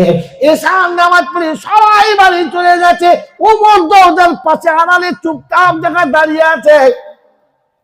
রাত যখন গভীর হলো, দেখে এক যুবক মুখে কাপড় বাঁধা আছে, চোখ দুটো খোলা, নাক পর্যন্ত ঢাকা, পা পা পা পা করে আসছে অন্ধকারাতে, হাতে কোনো আলো নেই, সাথে কোনো ব্যক্তি নেই, পায়েতে কোনো জুতো নেই, টুক টুক টুক টুক করে দরজার কাছে এসে গেছে, আর দরজার কাছে এসে আওয়াজ দিচ্ছে। এইবারে দরজার আওয়াজ দিয়েছে, যেমনি আওয়াজ দিয়েছে দরজা খুলবে, ওমর জাম দিয়েছে হাতটা ধরে, বলে, মানান্তা, ও আল্লাহর বান্দা, কে তুই? চেহারা খোল, তোকে দেখি কে তুই, এত রাতে আসিস। ও যুবক চেহারা খুলবে না, ও যুবক চেহারা খুলবে না। আরে ওমর ছেড়ে দেবে না, বলছে, শোন আমি ওমর, যদি আমার কথা না শুনিস মরণ ফাইনাল, মরার জন্য ইচ্ছা না থাকে চেহারা কর। যুবক বলে, মরবো, চেহারা খুলবো না। দুজনে ধস্তাধস্তি করতে করতে ওমরের হাত পড়ে গেছে, কাপড়ের জোর টেনে দিয়েছে, মুখটা খুলে গেছে, তো দেখে ভিতরে আবু বকর সিদ্দিক দাঁড়িয়ে আছে। ওমরে ফারুক তরবারি ফেলে দিয়ে পায়ের কাছে বসে পড়ে পায়ে হাত থেকে বলে, ভাই আমিরুল মুমিনিন, আমাকে ক্ষমা করবেন, আমি আপনার সঙ্গে বেয়াদবি করেছি, আমাকে মাফ করে দাও। আবু বকর সিদ্দিক বলে, ভাই রে, তোমার জায়গায় আমি হলে ভুলটাও আমি করতাম, তুমি ভুল করো নাই, আর তোমার কোনো অন্যায় হয় নাই। বললে এরকম কাজ কেন? বলছে ওরে ওমর শোন, জীবনে অনেক অন্যায় করেছে, গোপনে পৃথিবীর কেউ জানে না, তাই একটা ভালো কাজ গোপনে করতে চাচ্ছিলাম, পৃথিবীর কেউ জানবে না। আল্লাহর কাছে বলবো, আল্লাহ গোপনে যেমন ভুলও করেছি, গোপনে আমল করেছি, কমপক্ষে গোপনে গোপনে দুটো মাইনাস প্লাস করে দাও। আর তুমি সেটা জানতে পেরে গেলে ওমর বলে আমিরুল মুমিনিন, আমিও তা জানতে চাচ্ছি না, একটা কথা জানতে চাচ্ছি। বললে কি? বলে আমরা কি সব মরে গিয়েছিলাম? আপনি দেশ চালান, রাজ্য চালান, আপনি দেশের আমিরুল মুমিনিন, আপনাকে কেন আসতে হবে? আমাদের বললেই তো হতো, আপনি কেন আসবেন? আর যদি এলেন তো দুটো কারণ, এক নম্বরে এত রাতে কেন আলো নিয়ে এলেন না? আর খালি পায়ে কেন এলেন? চপ্পল কেন পরলেন না? রাস্তাটা ভালো না, কাঁটা আছে, পাথর আছে, আপনার আঘাত লাগতে পারে, তবু চপ্পল খুলে কেন এলেন? সেদিন আমিরুল মুমিনিন আবু বকর সিদ্দিক বলেছিলেন, ওমরে ফারুক ভাইরে শুনে রেখে দে, আমার দেশের মানুষ বড় গরিব রে, সারাদিন মেহনত করে সংসার চালায়, রাতে আরামে একটু ঘুমাবে, আমার লাইটের আলো পেয়ে যদি ঘুমটা ভেঙে যায়, আমার জুতোর শব্দে যদি ঘুমটা ভেঙে যায়, তার কষ্ট হবে। আমি আবু বকর সিদ্দিক কি জবাব দেবো? এই ভয়েতে রাতের বেলা জুতো পায়ে দিয়ে কারোর বাড়ির সামনে দিয়ে যাই না। ওই মুসলমানের ছেলে, মুমিনের কষ্ট হবে, জুতো পরে না। একবার ভেবে দেখেন, এমন মুসলমান যদি তৈরি হয়, দেশের যুবক এমন যদি তৈরি হয়, পৃথিবীর কোনো মানুষ কাঁদবে? কাঁদবে না। কোনো মানুষ কষ্ট পাবে? পাবে না।